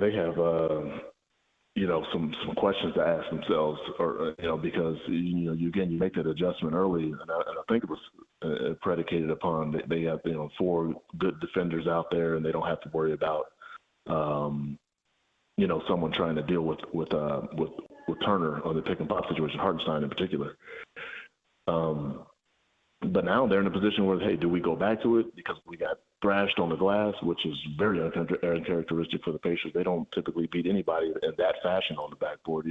They've been competitive here of late, but the out rebound, I believe, was by 17. That's fully dependent upon them only having 1 big out there, and the Pacers kept a couple bigs out there, and they did a better job of rebounding, especially as the night went on. I thought early on Lou Dort got loose for a few offensive rebounds, but they were able to clean that up again as the game went on. So I'm interested to see what they decide to do. Are they going to go back to their lineup that won them 68 games, or are they going to try to march 4 guards out there with Chet Holmgren again? And to your point, yeah, he's just not a factor right now. Yeah, that part is interesting to me as well. Did you think that maybe OKC got a little bit winded late in that game, or am I wrong? I don't know if they got winded because I think they like to run. As a matter of fact, they run even more than the Pacers based on what the numbers say in the quote unquote analytics. But so they're happy to run. I don't think they have a problem with that. But I do think that the Pacers forced them into some tough shots, and maybe arguably some bad shots that they had that didn't go for them in the third and fourth quarter. And that also allowed the Pacers to get back in the game. Now, maybe that there's some fatigue associated with that. Who knows? But I do know that this team, they're more than comfortable to run with the Pacers. I think that they've done that throughout the season. So, who knows if there's a lot of basketball being played. We're in June. These guys started in October, and at some point, that tank may start to run low. So did our good friend Chris Denari. Did he fly back on that charter flight, or did he float back on a cloud late last night here to Indianapolis? Yeah, probably the latter, because Chris Denari is a big time Pacers guy, obviously, and loves the team and love what they're doing right now. It's just an incredible moment for everyone. It is. Eddie, I appreciate that. We'll check in on Monday. Have a great call Sunday night. Yes, sir. Appreciate you guys.